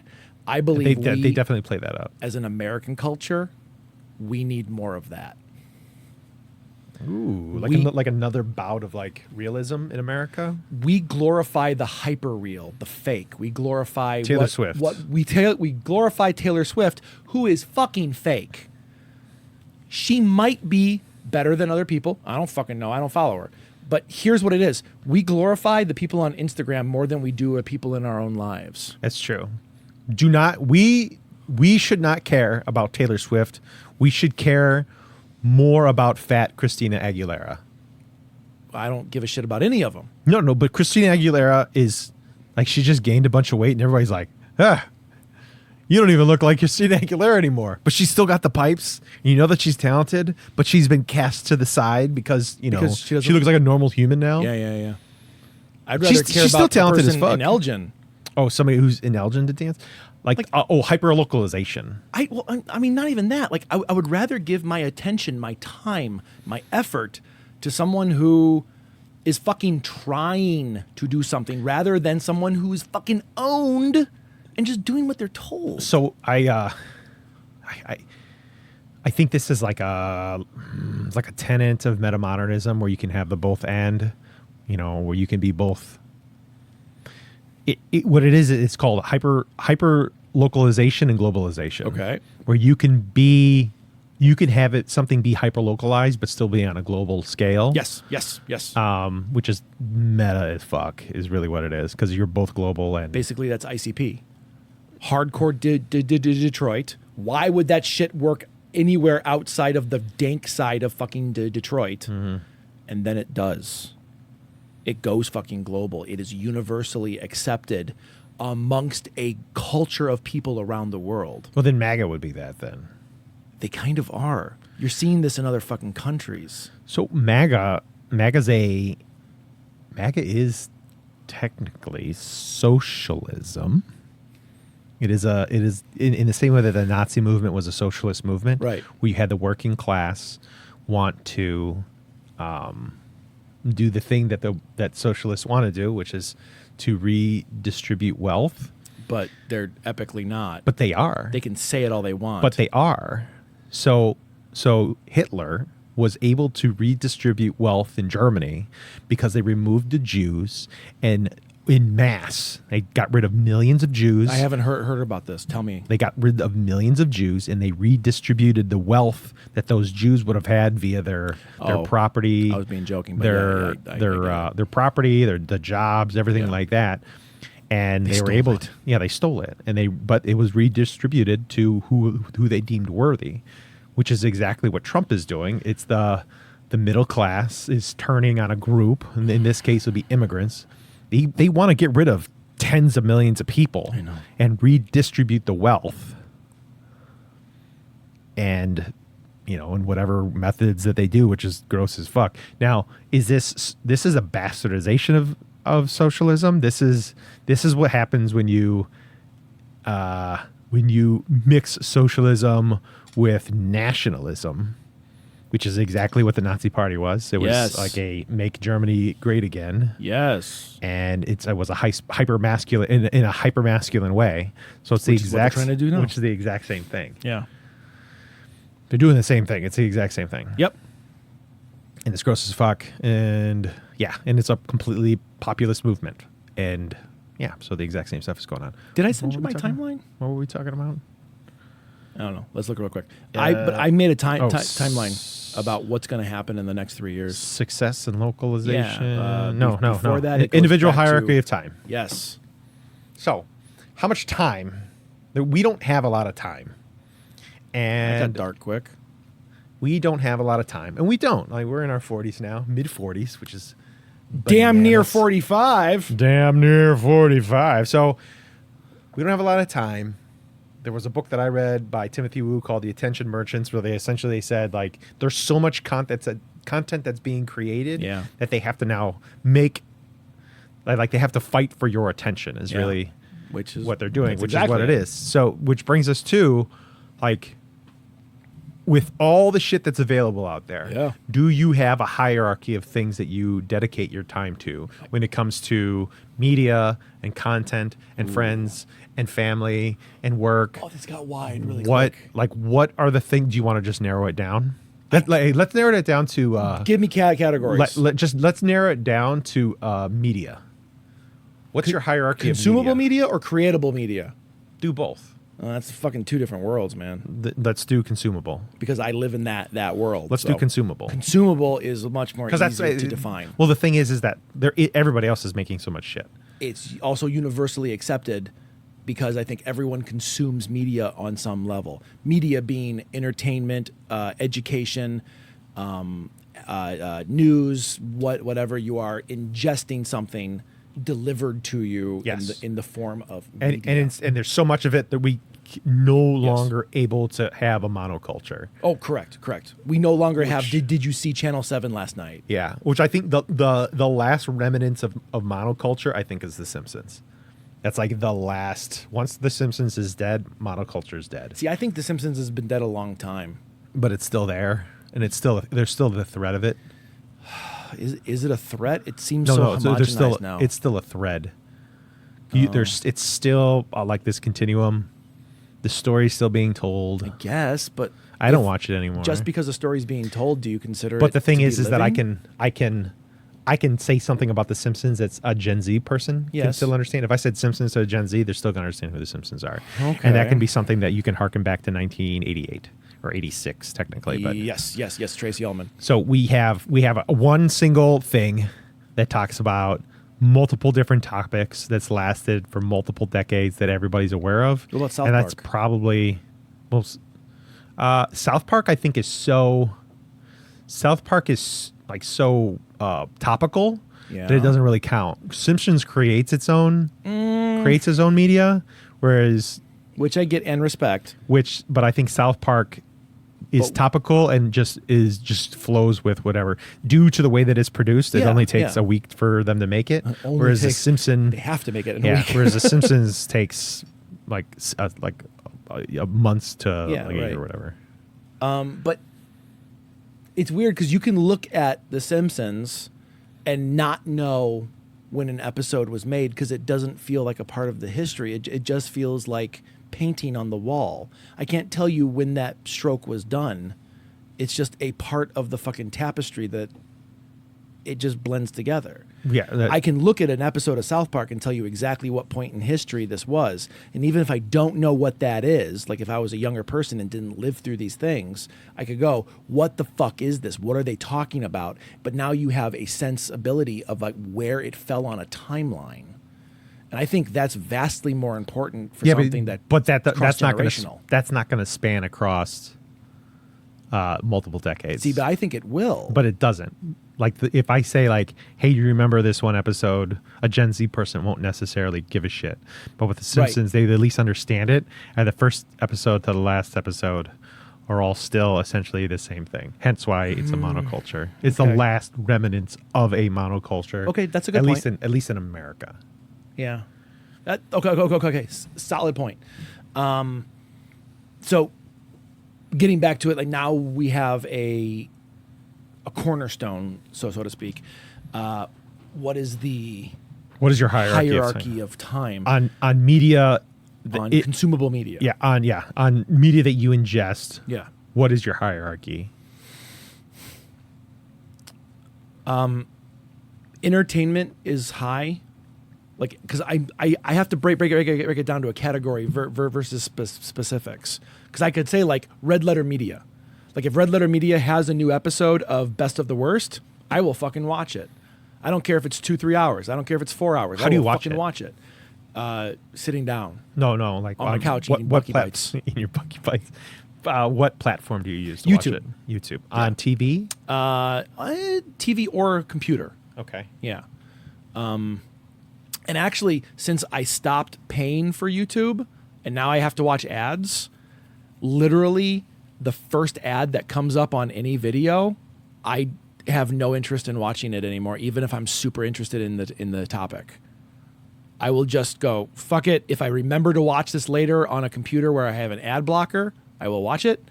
But if there's a commercial, I lose complete and utter interest. Even if I'm like loving it, if I'm loving the show, I won't continue watching. That sounds like an ADHD thing. It might be. But like, oh my God, as soon as a commercial pops up, I'm like, fuck it. Literally, I can't tell you how many TV shows I've started where I'm like, oh my God, this is very interesting. Like, I love this character. And then I can't tell you what the name of the show is because I've never gone back to it. So is Red Letter Media only entertainment and not educational? It's both for me. Okay. Because I'm learning about movies that I don't know about. It's a topic that I do fucking love. They like watching bad movies and they break them down about why they're bad. And it's funny because they're normal fucking people. They're not like college professors who are like, well, this movie is not very, no, they just say it fucking sucks because of this. And it's fun. It's like hanging out with friends, which I think why people gravitate their time to like things like Twitch so goddamn much. You know, you could watch a movie a day and people would call you fucking insane, but people are watching 8 to 10 hours of Twitch streams per day. Like Wait, Twitch is just like watching one guy do a thing, right? yeah. Or That's a group crazy. of whatever. It can be anything. That's crazy that people watch that. This is also why VTubers took the fuck off so goddamn hard during COVID. People needed interaction. They needed to feel like they were around someone else. And VTubers were like these people staring into a camera, talking for 5 to 12 hours at a time per day. And people just latched onto this shit and just gave them all their fucking money. Even if the money aside, you still gave them the time. That's why time is so goddamn important. If I'm spending 5 fucking hours watching someone just ramble on and talk about nonsense, maybe on a podcast in a basement in Elgin, if you're dedicating that kind of fucking time, that audience member becomes precious. And the people, the creatives who are understanding that emotional connection are using it to their advantage. The people who are, the companies like Hulu, Netflix, Amazon, who are looking at their fucking platforms like, hey, we're TV like TV used to be. It's not like TV used to be, but it's the fucking same thing. And they don't give a shit about the watcher. Because the watcher decides what they watch, and they're lucky to have this. So they can watch commercials because they don't have to pay for this extra subscription thing. Fuck you. If I'm giving you my goddamn time, you better be reciprocal of it. Because we no longer think of entertainment as a right. We think of it as something that we cherish. It's a part of us. If I have a hierarchy, it's because I'm emotionally goddamn attached to whatever I am watching. Well, do you have like any sort of like event that you look forward to? Like when because I'd say like, you know, there's not going to be like a YouTube event that I'm really excited about. Red Letter Media. Well, like, but you put that up against like a show that you're watching and they release it on Hulu or Amazon or Netflix. And you're like, shit, like I'm going to be able to, like, they're going to release this and me and my wife are going to watch this for like a whole season. And we're going to bang it out in in like a weekend or something. There are. This past year is totally fucking different for my life because like a lot of emotional shit happened in this past year and it's still happening. Mm-hmm. So it's like I don't have a good barometer of it. But yes, I wholeheartedly do that. I know you do too. Like when Sandman season 2 came out. I still haven't watched it yet. I really got to watch it. That's on my radar. So I call it the anime effect. Because I watch a lot of anime and I hear this happen to other people who watch anime, but I don't hear the same thing when it comes to live action TV. Like when you find a show that you love, like how many episodes in a row will you watch before you go to bed? Let's say there's 20 episodes. Until I'm done. Until you're done, you will? I have. Okay, so It'll depend on the day, but like I intentionally won't watch things. So- I'll wake up early, Yeah. and I'll watch in the morning. Yep. Sometimes, if it's something I'm watching by myself, I'll wake up early, or I'll wait until like a Friday night. Oh, or a okay, so Saturday. you just said the one thing that I thought you were going to. Friday night. Why? Because you have no obligations the next day, right? Exactly. Yeah. That's not the case. And that's the deciding factor. If you have the time to do so, of course we're going to sit down and fucking binge it, right? I had the time to watch fuck what I just said the goddamn name. Neil Gaiman. Sandman. 2. Sandman 2. Yeah. It was fucking great. It was only six episodes, but I powered through it all in one sitting. 6 episodes, not that fucking much, right? But I call it the anime effect because you could have work tomorrow morning at 8 o'clock and you start watching a show at like 7 o'clock. You have no idea what the fucking show is. You've never heard of it before. You just sit down and go, oh, this is interesting. And then at 7:30 a.m., you're like, fuck, I have to shower really quick and get it to work. Since I've been married, that has not happened. Right. My wife will like literally beat my ass if I do that. Probably. But if... But my brain says to do it. Yes. If there was something that truly fucking hooked you, hook time How is that not drugs? is more beneficial. How is that in not our drugs? Brain. Yeah, That's it is. straight up drugs. It fucking is. It's dopamine. They Dude, get have you ever watched K-dramas? They get you Holy because of shit. the cliffhanger at the end. Yeah. Not, And you're like, yeah, fuck, I gotta watch this. That is definitely it. K-drama. That's dude, what gets me, is the cliffhanger at the they're end. so fucking good. They know the fucking formula, and it works. That soup my brain is sitting in is just like a fucking dose. Yeah, It's just like, right. oh yeah, big old gulp of Unless dopamine in your brain mouth. Oh, it's unless almost you as start good as Bucky learning about Bites. the- almost as good as Bucky Bites. They're still on the couch. Unless you start learning about it, unless you start extrapolating it and breaking it down, which I like to do. Of how dumb they are. Not dumb. Yeah, they're dumb. I love Cobra Kai. It's also awful. Yeah, no, that's not what I'm talking about. But they feed me the things that even my if a show is nostalgia good. says that it wants. Yes, the nostalgia is one thing. is the Bucky Bites. Yes, it and it's is. like, these are old Bucky Bites, but they're still Bucky Bites, and I want them But- in my mouth. The moment you start diving into something and spending time learning about it, it stops becoming magical. Because You can ruin it Yeah. by learning about it. And I don't mean ruin it as in like, well, fuck this. no, I no, don't no. wanna watch this now. Hold on. But, and I think the first people to do this was Lost, where everybody was learning it together. That's cool. When they used to just kind of give you that slow drip of media heroin, Yes. and you only got it once a week. Yes. And there was so much content to learn about it, and everybody was so excited about it. They yeah. wanted to talk about Just it. deep Game of theory Thrones was like talk. that. Yeah, I could yeah. not wait to jump on the Game of Thrones. And start talking. Or jump on Reddit for the Game of Thrones. Breaking it down. Yeah, and just No, I totally learn get all the that. stuff. But if it's something that's been out, dude, if you wait one day and you look you're- something up, you're- you've ruined it Yeah. all. Like, I was scared during Game. I fucking hate.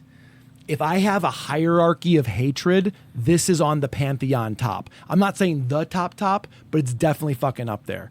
If I have to wait a week to watch a new episode, I don't fucking care about your show anymore. I have lost all interest. I remember What? the Boys season 3 came out from week to week, and when the other two came out all at once, I literally forgot the show existed. I think that's until because 2 we're getting years later, and I was like, "There's a fucking third season." Dude, that's happened to me.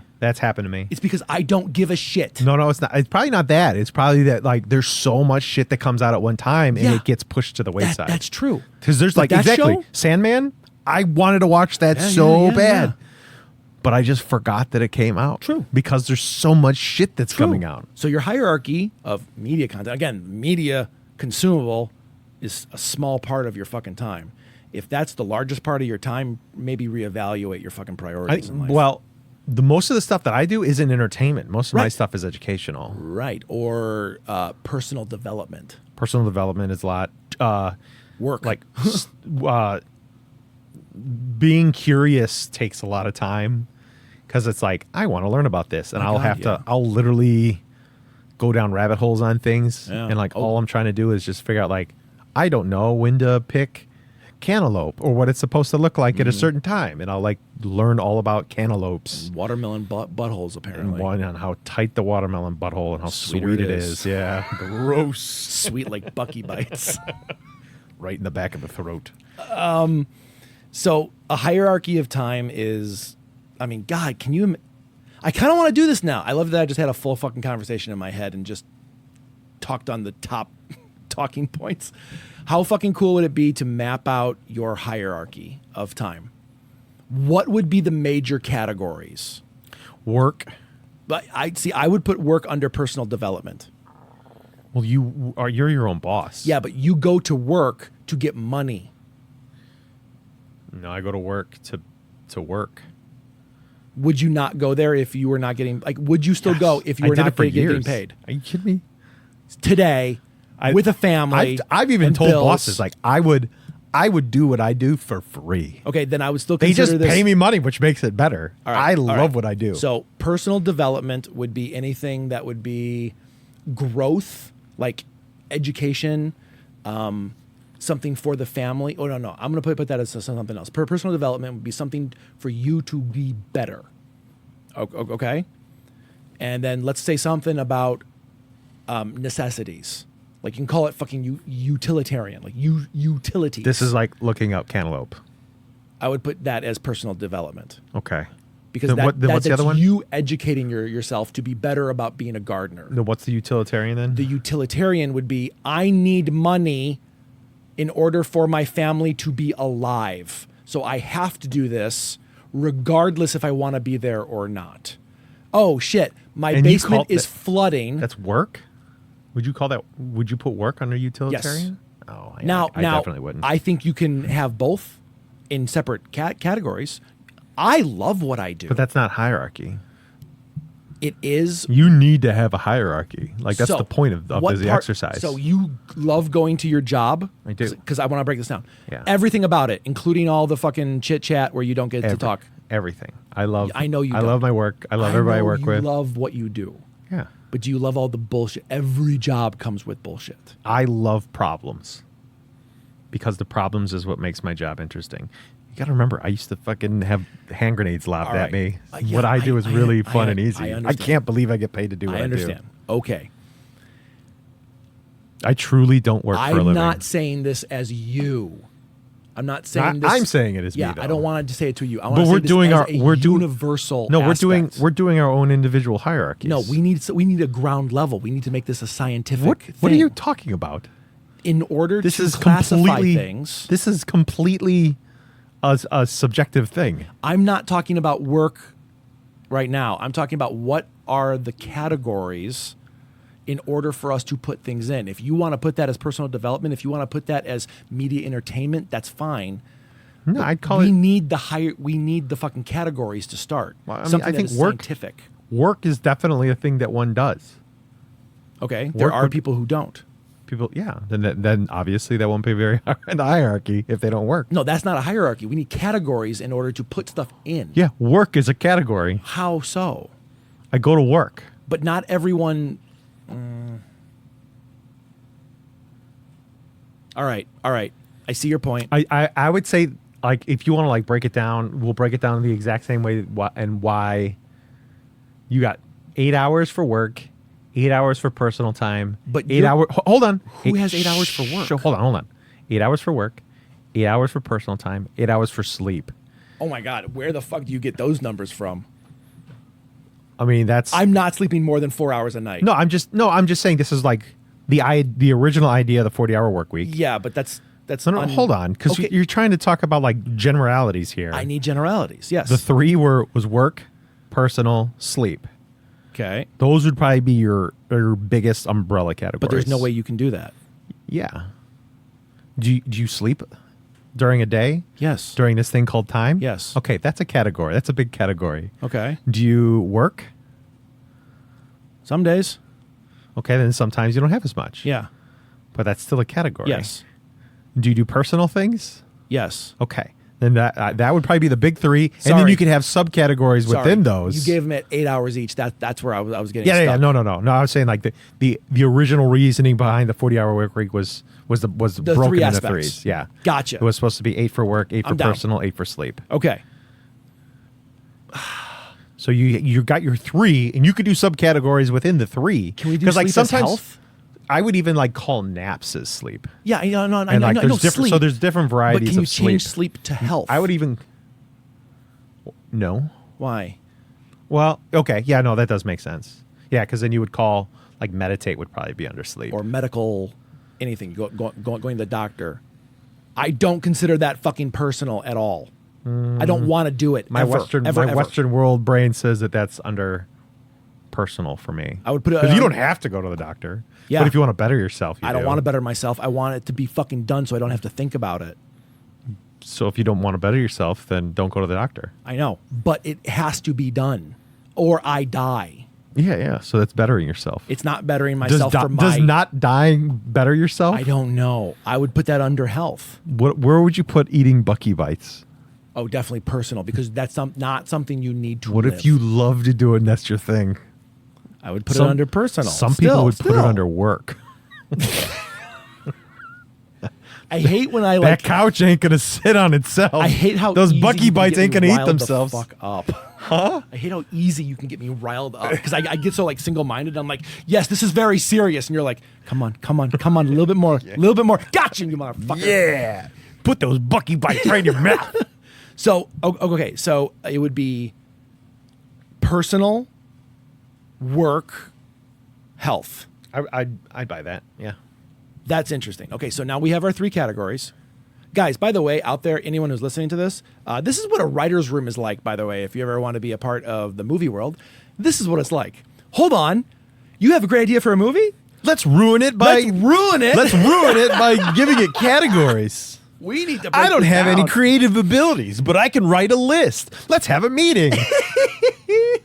So yes, so we have the 3 categories. I want everyone at home playing the home game of Buttertown to do this and send us an email at welcometobuttertown@gmail.com. And I want you to say, of these 3 categories, which one is your hierarchy? And then I want us to do the same thing. I want to be able to like put our hierarchy of time into these 3 categories, and then have the subsects if you can. Let's not go down too far down a rabbit hole, because I still want to do other shit. By the way, that's like my superpower. If I could have any superpower besides communicate with animals, because that's like my end all be all childhood dream. All they'd be saying is, I want to fuck. Yeah, basically. I want to eat food. But I want Buckee bites. I want to be able not to have to sleep. Get older. How much do you sleep in a day? About 4 hours. It brings me so much stress. Sleeping? Yeah. The Adderall helps. The Adderall helps me go, okay, well, sleeping's important. I should probably do that. I can knock myself out instantly. No, if I that's really not the want thing. to. If I'm sleeping, I'm not doing something. That pisses me off. I need to be doing something. There's so much There's so much fucking shit to do. Granted, most of it is self-inflicted. I choose to do it. Do you think less of people who don't do as much as you? Not at all. Do you envy them? No. So do you think that you're better than them? No. I find fulfillment in what I'm doing. I Do you find judge self-gratification. others for not being able to find the same fulfillment? No, I did used to. I don't anymore. Because everyone's on their own journey and has their own lens. What made you change? I don't know. Starting to understand, don't yuck someone's yum. Empathy? Empathy would be a big thing. Practicing empathy? Trying to. What was the exercise that went through your brain where you're like, fuck? The first, I remember this. Okay. I remember watching a really shitty movie at my friend's house, thinking, why the fuck are we watching this? This is a waste of time. If I'm going to spend time watching a movie, it had better be fucking good. There's too many good movies that I'll never watch. Do you know who this sounds like? Who? Dave. Dave That's who? Your pops. Oh. Yeah. That sounds like almost verbatim something he would say. Makes a lot of sense. Interesting. It is Keep interesting. going. So, and I cherish him, my friend, for doing this. I was like, why the fuck are we watching this? This is dumb. Like, I have movies in my bag. Let's watch something good. And he goes, here's why I want to watch this. And he broke it down. He told me his history of it. And that's when I kind of just started to realize, I'm like, oh my God, you don't have to think something's good. Like, he didn't think the movie was good. He was just fascinated by it. And he wasn't making fun of it. He was literally like breaking it down, being like, okay, this is what I like about it. It's not, I don't enjoy it, but I'm enjoying it. I don't enjoy the movie. The movie's not good. I like that. Say that again. Like, No. With that exact phrase. What did you say? I don't enjoy it. I don't enjoy it, but I'm enjoying it. And I think that's the difference. I don't enjoy the thing, but I enjoy the time I'm giving with the thing, the experience of it. It's quality. It's quality. The time is quality. Yeah. But the content is not quality. Right. Exactly. So that's when I started clicking. Did that involve you? What do you mean? Was it the fact that he was watching it with you made it quality? Or this was just a thing that he watches? He was going to do it regardless. Okay. The fact that I was educated about someone's passion made me realize that, oh, this is a passion. This can be beautiful. You know, like, until you're told a painting is beautiful, you might not ever think it. You know, that word might not ever fucking come to your brain.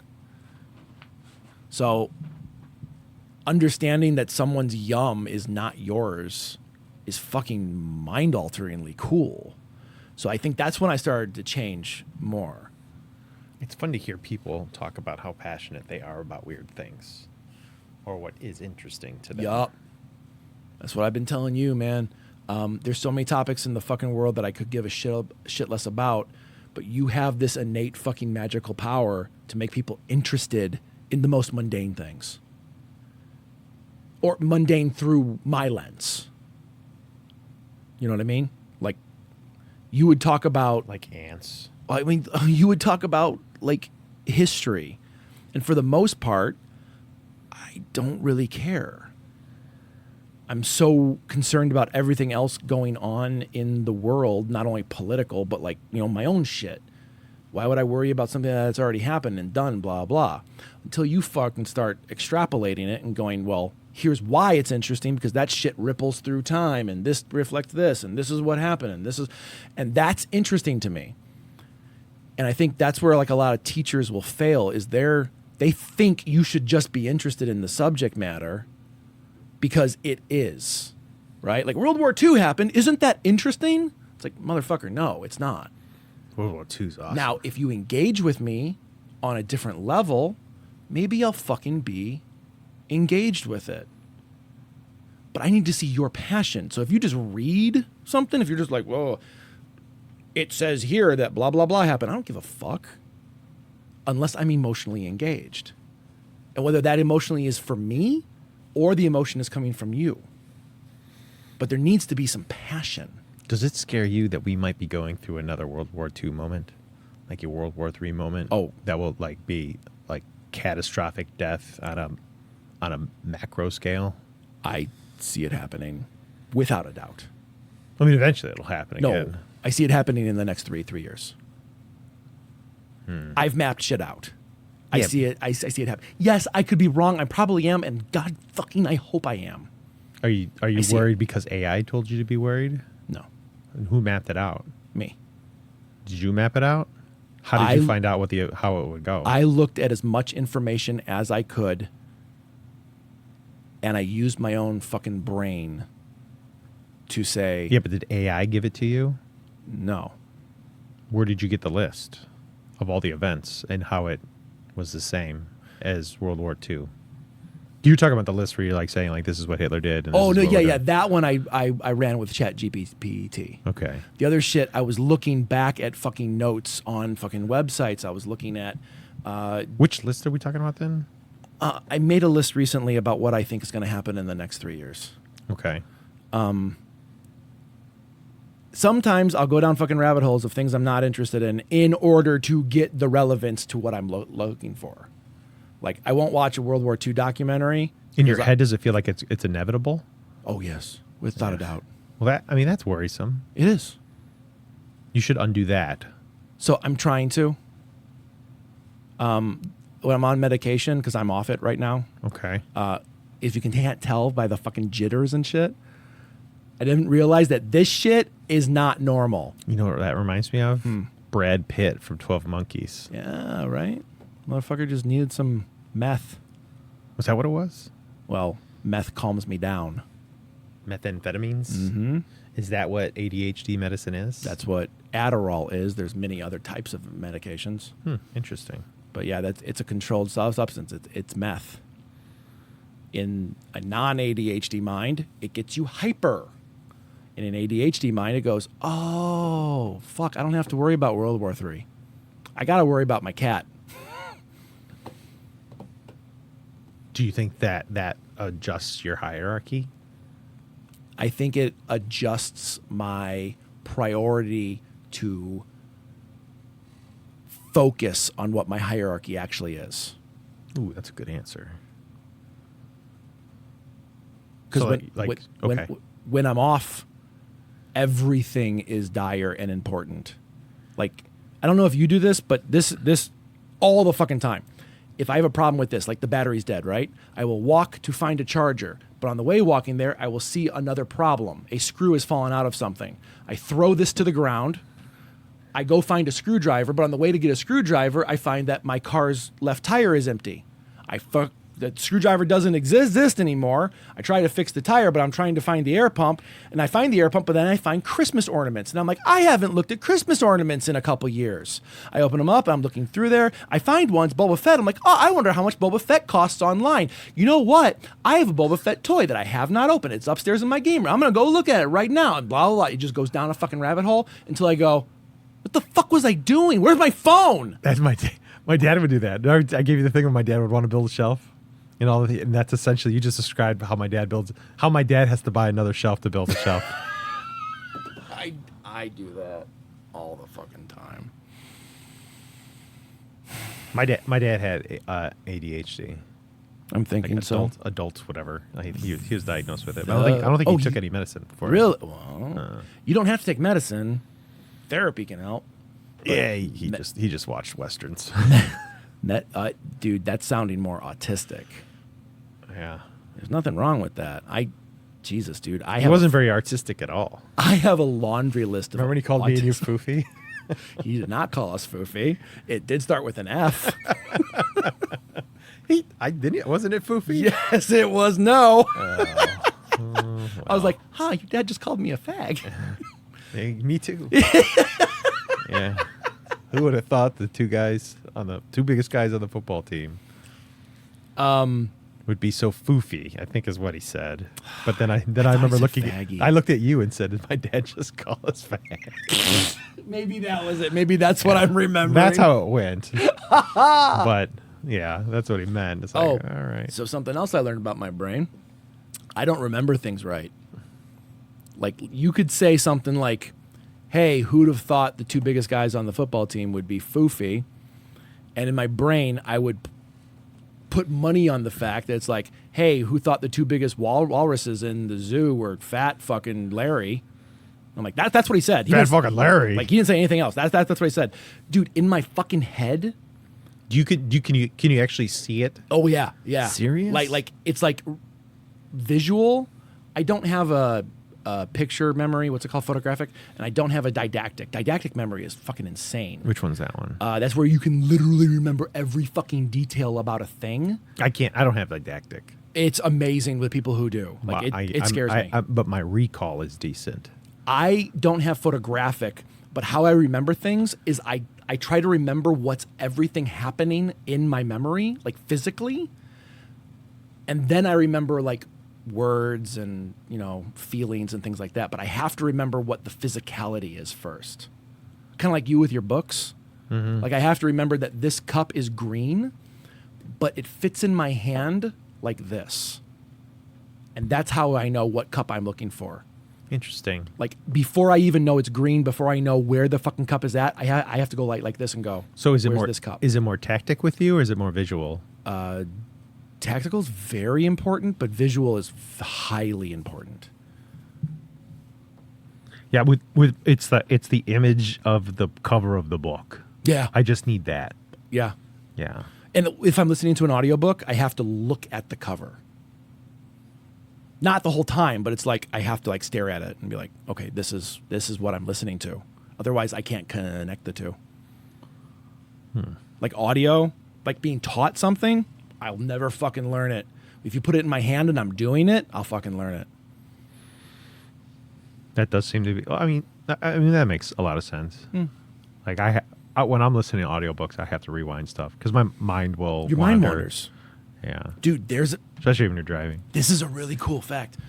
I'm forgetting the number, but it's close to 90% of your day is daydreaming. 90 fucking percent of your day. You have to be doing something else. I don't know if I buy that. Daydreaming does not mean I'm fantasizing about what I want to do on vacation. Daydreaming can be like, I got to go home. I got to pay this bill. I got to make sure Heather's okay. I got to feed the cats, blah, blah, blah. 90% of your day is this kind of shit. Or even if you're at work, you're like, well, the next thing I got to do is this. You are literally thinking about something that you are not fucking doing right now. I think there's things you can do to game that system. Oh, one of definitely. them, fear. Fear for sure helps you focus. How? Because you're fearing something that hasn't happened. So having a looming deadline. Why? Having a looming deadline of like, oh my God, if I don't get this shit done, everybody's going to be pissed off at me. I'm going to be in trouble. You're daydreaming. No, it's the looming fear. It's the looming fear of And something's then- going to happen. It's just like an overarching like. Then why would you be afraid of it? I'm not afraid of a monster coming under my bed. Yeah, but it's still a fear. There's a fear that exists. Fear is something that's going to come. There's a fear that exists, and I hyper focus when there's fear. Like You're talking everything about... comes in slow mo, But- and I'm able to crank on things and hyper focus. I know what you're talking about. Yeah. You're still daydreaming. Nah, not at that time. Yeah. Because why would you be afraid? Like exactly what I said. Yeah. So It's like the fear of losing your job. this is fear. This cup is fear, right? Yeah, but you're talking like metaphysical stuff. Like Yes. losing your job is a fear. Yeah. And But the that's fear also... of that fear of that happening makes you hyper But focus. what you're doing right I'm now not. is But still there isn't daydreaming. But there isn't like a constant fear. I just know that it's like a what if scenario. Bingo. You're proving my point. Yeah, but I'm still hyper focusing. Yeah, you are hyper focusing on what you're doing Exactly what I'm doing. by thinking of something yeah, but else. I'm not hyper. Ah, I'm like laser focused. If there's a looming deadline and I am freaking out, yeah. nothing else exists. Then it does exist because otherwise you wouldn't feel the fear. You're- Fear is you're, not You're arguing. You're splitting hairs on I the am argument. definitely not. Yeah. I am not doing semantics here, and I no. do agree. I do semantics No, often. but the thing is that's not how that works. Like it's the idea of like where anxiety comes from, and the thing that I read was it's like the lion and the warthog. Okay. Like the warthog has fear and has the ability to hyper focus and get away from the lion, Right. because of the anxiety. So- And it's the anxiety Yeah. allows them to hyper focus. I know, but you're talking about But you're saying like the idea of like thinking of all these other things, like you don't have the ability to think of other things other than exactly what you're doing at the moment. you can't. No, not when like the fear and anxiety goes in. I can't. No, there is no pure moment if there is fear. It can't happen. Have you ever really been Yes. worried about something? Yes, I have. Because I'm Were thinking you- about what could happen. No, you actually had something going on. Like actually had something go on.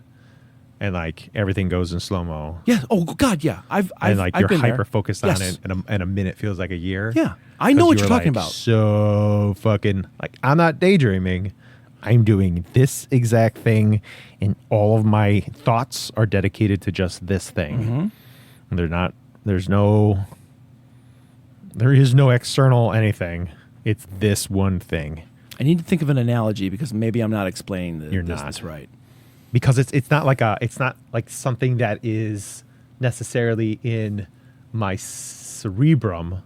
It's more something that's like in the cerebellum. It's definitely subconscious. It's like it's a background anxiety. It's a background thing that allows you to turn up the definition and the focus. Yeah. There's other times where I don't have anything going on. You're talking about a skill set based on what is happening, not a totality of what is happening in your brain. I'm talking about anxiety and fear. Yeah. That allows me to focus on a single task. It is allowing you a skill set in order to work. That's not a skill set. It absolutely is.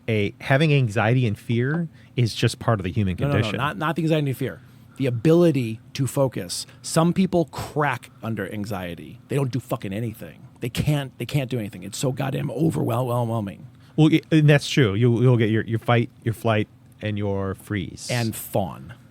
Everyone fucking forgets the fawn. I've never heard of fawn. Yeah. What is fawn? It's like Stockholm Syndrome.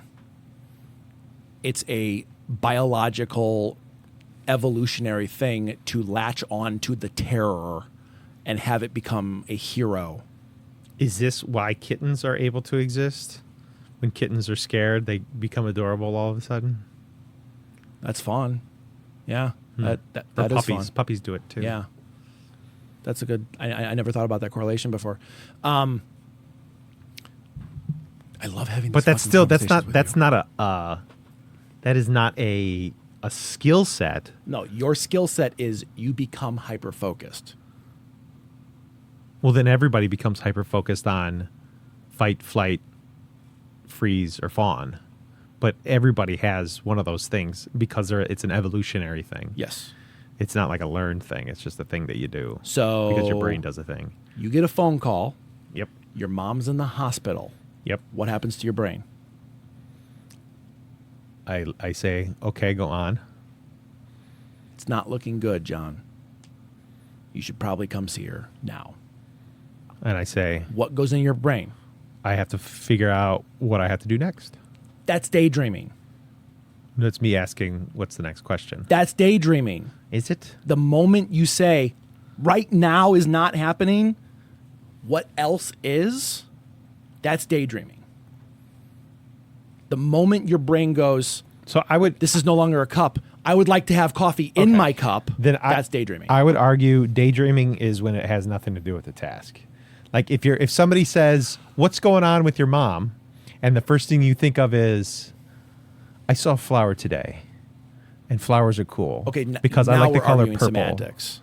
No, but I mean, that is like, that would be a wandering thought. It's not a wandering thought. But like if you're hyper focused on the task at hand, that's not daydreaming. If somebody says, what's going on with your mom, like trying to quickly and efficiently extract information. Yes, because your brain to go goes, and see what is them. going on with her? Is she sick? Is she hurt? Daydreaming. That's not daydreaming. Yes, though. it is. That's part of the task. You Says are who? thinking of the word daydreaming as, I want to go on vacation. I had. It's not it. I think you're giving more of a generalized answer. And where are you deriving this from? I'm driving this from the fucking book I read. What's the name of the book? Brand Storytellers. Brand Storytellers? I can give you the fucking... Think about that. 90% of what you're saying? Like 90%. 90% of your day is but how do you, so, daydreaming. I mean, but think about that. I did. I have. I thought it was bullshit. How do you come up with that number? Seriously, no. Let's think I will this through. give you the fucking. Let's think this page. through. Yeah. Just because I read it and they say that, yeah, you eat. He quotes you a fucking eat 12 spiders a year. Yeah, I know. Yeah, and that was a made up fucking thing. Just like this could be a made up thing. Everything can be made up. No, exactly. But here, let's think about this. Okay. How can somebody with authority Yeah. say all 8 billion people on the planet 90% of the day daydream all day? Definitively. Why do we need water? I don't need water to live. Water's inconsequential. It's not important for life. Okay. I could live off Dr. Pepper. You can. Yeah. Why are you smiling? Because you know that water is actually healthy for a body? Where's this going? I'm saying I wasn't fucking interviewed for a water study, but I do know that studies happened and thousands of people were interviewed on the topic, and now you're taking a subsect like science does. Yeah, but like if you have something really bad, I've never like- had polio. Yeah, but here's the thing. If you see a helicopter parked in a tree, you know somebody fucked up. That's like an obvious, easy thing. Unless they put it there. It's yes. But if somebody says 90% of your day, all humans, 90% of their day is daydreaming, how do they come up with that? By having a subsect study. Okay. Like, how did they do that? Like, what? I don't fucking know. What's the sample size? I mean, but it sounds ridiculous. I don't think it does when you I actually 100% think about it. think it sounds ridiculous. Because you're thinking of the abs. I'm thinking of the abstract. You're thinking of the immediate permanence. And I think that's the difference in communication here. I don't think that anybody would be able to definitively say that fact. Like that, I don't think I don't think that it can be a fact. It's a fact through the study that was done. If you believe in the fact, and if you know what I mean, like it's a playing with numbers is fun. You know what I mean? Like it's somebody could say like mice. They looked at a mouse's brain, and they noticed that when the mouse wasn't eating cheese, it was this brain activity versus this brain activity, and they had to interpolate that, and they called it this. Okay. But it doesn't mean that all humans, 90% of the time, are daydreaming. So, by using the parameters of all humans, yes, I would agree with your synopsis. And then even like the 90%, why not 91? It might be. I told you at the very beginning, I don't remember the number. But it's something. Hold on. I said it's something. Oh, yes. All right, fuck it. That is so bananas. I'll look it up. Because now you're like, wait a second. Numbers aren't important. I was daydreaming. I don't remember what I said. I'm saying, like, you're so intent that all humans 90% of their day is daydreaming. I'm like, I don't know how somebody comes up with that. And to definitively like come up with that. All right. So would it change your argument if it was 88%? No. There you go. That's what I'm talking. I said somewhere close to 90%. No, even that. Like, I don't understand how anybody can say that. Because, like, first off, you have to tell me what daydreaming is. That's what I'm trying to tell you. It's What? anything that is not. You don't even remember the thing. Oh my God. How are we gonna come up with? You are arguing a small fact No, right now. are you kidding me? You No. can't define what you're talking about. You're like literally your definition of Motherfucker, daydreaming I is am- everything.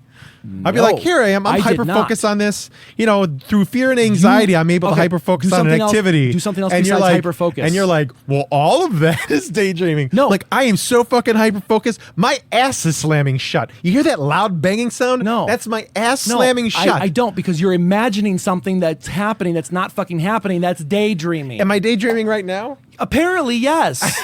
I mean, how was it 90% of our conversation? I say about 89%. Yes. Oh fuck. define what I want to see this. I want to know what daydreaming is in this. Okay. And dude, you daydream when you're sleeping? Oh my god. Yes. Or is that sleeping? No, that's the same thing. Is that night sleeping? Oh my God. Is it night dreaming? You are getting So there we go. And then that's 8 hours. So You if are that's 8 hours, that's at least 33%. Where did eight hours come from? Well, just like a normal human. You said normal everybody. human. So this is education that you thought of something else that Hold on. you remember from Hold something. on. Right now, you're not in the fucking moment. But- You're thinking about something else. You're daydreaming. But you're talking about the fact that everybody's going to be doing this 90% of the time, daydreaming. If it's 90% for every human that Yes. ever existed, Yes. that's alive right now, Yes. it's always 90%. Then that's the assumption that, only everybody sleeps the exact same amount. They would have to, especially if daydreaming and like just sleeping, if they're the same thing. Yes. Does everybody is the rest of the 10% is that sleep? The rest of the 10% is the actual physical. You are completely aware and focused on what you are doing. That you are not concerning your brain. I'm not talking about your conscious thinking. Your brain is focusing on what is happening right now. I'm sorry, I wasn't paying attention. Yeah, I know. That's I only the heard grand majority of our conversations. I only heard 10% of what you just said. All I heard was doot doot doot doot doot doot Yeah. doot doot. So what you're trying to say is baby elephant walks and Buckee bites. You and your fucking 90% of your brain. 90% of your brain is Buckee bites. Way more than that, motherfucker. I love Buckee bites. That's right, you do. Go sit on a couch, you Oh, fucker. That's all that I love to do. It's all. I want to sit. Are you daydreaming about Buckee bites? I am now. 90% of the time I'm daydreaming. The other 10%, all Buckee bites. No, I take that back. I only daydream 10%. It's 90% Buckee bites and couch. Incorrect, sir. It's 90% of the time you are daydreaming about normal Buckee bites, 10% about the white chocolate covered Buckee bites. Is that a thing? They're far superior. Wait, I thought a Buckee bite was like a chicken tender. No, they're like little like corn puffs. Get out of here, you fake fat fuck. You fucking cosplay fucker. Cosplay Buckee biting motherfucker. What did I eat? What did I think I had like chicken tenders when I was No, you ate out of the garbage can. I don't know what fucking state you were in eating at Bucky's. the state of unconsciousness. That sounds way more likely. All I want is Buckee bites. Everything looks the same. It was way better when I thought about the other Buckee bites. When you thought it was chicken? For some reason, hold on, Buckee bites? Dude, it's puffed corn with caramel on it. Okay, yes, I did see these. Yes. I got some at home, like upstairs if you Okay. want to try some before you leave. No, I'm fine. No, they're fucking gross. They are gross. I don't eat that shit. Bunch of plastic ass motherfucker. I don't want to go sit on your couch. All I want to do is just daydream and eat Buckee Oh, bites. shit.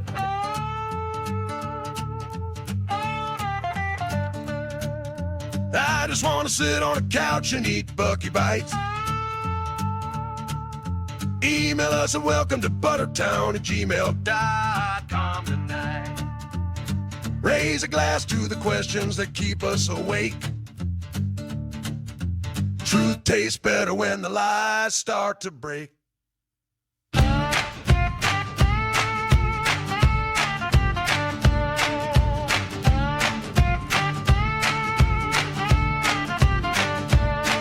Does the zip code crown or cripple your climb? Moving back home don't mean you're out of your prime. Success ain't a landmark pinned to a map. It's the grit in your gut and the friends at your back. I just want to sit on a couch and eat Buckee bites. Email us at welcome to buttertown@gmail.com tonight. Raise a toast to the homes we rebuild in our souls, where the porch light of hope never loses its glow.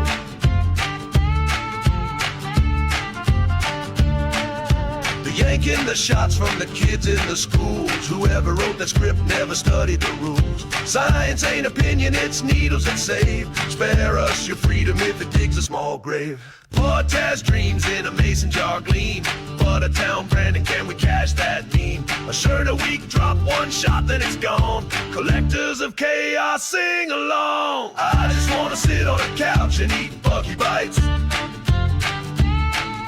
Email us at welcome to buttertown@gmail.com tonight. Tip your bartender hope, tip your drummer a smile. We'll pass the hat round in Buttertown style.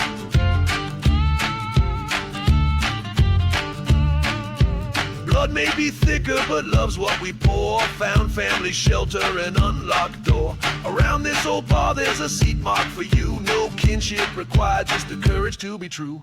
Epistemology said, how do you know? Wisdom whispers back, feel the seeds you sow. Brain stack the facts, hearts filter what's right. Both ride shotgun on the freedom fight. I just wanna sit on a couch and eat Buckee bites. Email us at welcome to buttertown@gmail.com tonight. When the world spins mad, gather round for a tune.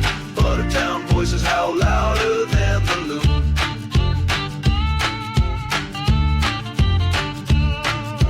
Politics is theater draped in velvet deceit. Narratives dancing while truth takes a seat. We brandish the banner that cuts through the blues. Crew rapes kids and we know it's true.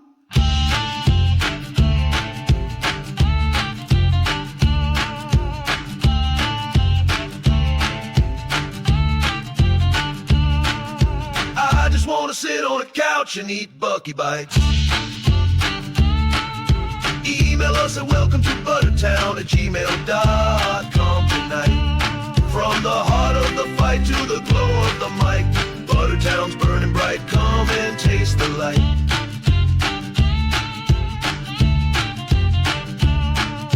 I just wanna sit on a couch and eat Buckee bites. Email us at welcome-to-buttertown@gmail.com tonight. When the stories run dry and the bar lights are low, may the road bend you back where the butter winds blow. Welcome to Buttertown. Welcome to Buttertown. One last swing, everyone.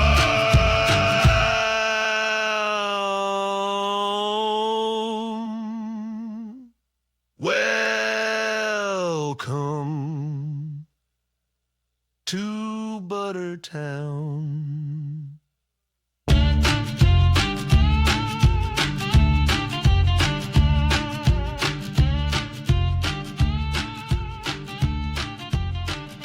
At gmail.com. And I don't know. I was daydreaming, so I don't remember. Fuck you. No, just pick something at Just- the end. That was no. I'm putting that at the end of the fucking song, man. I don't know. I was daydreaming. Actually, it's good. I don't know. I was daydreaming.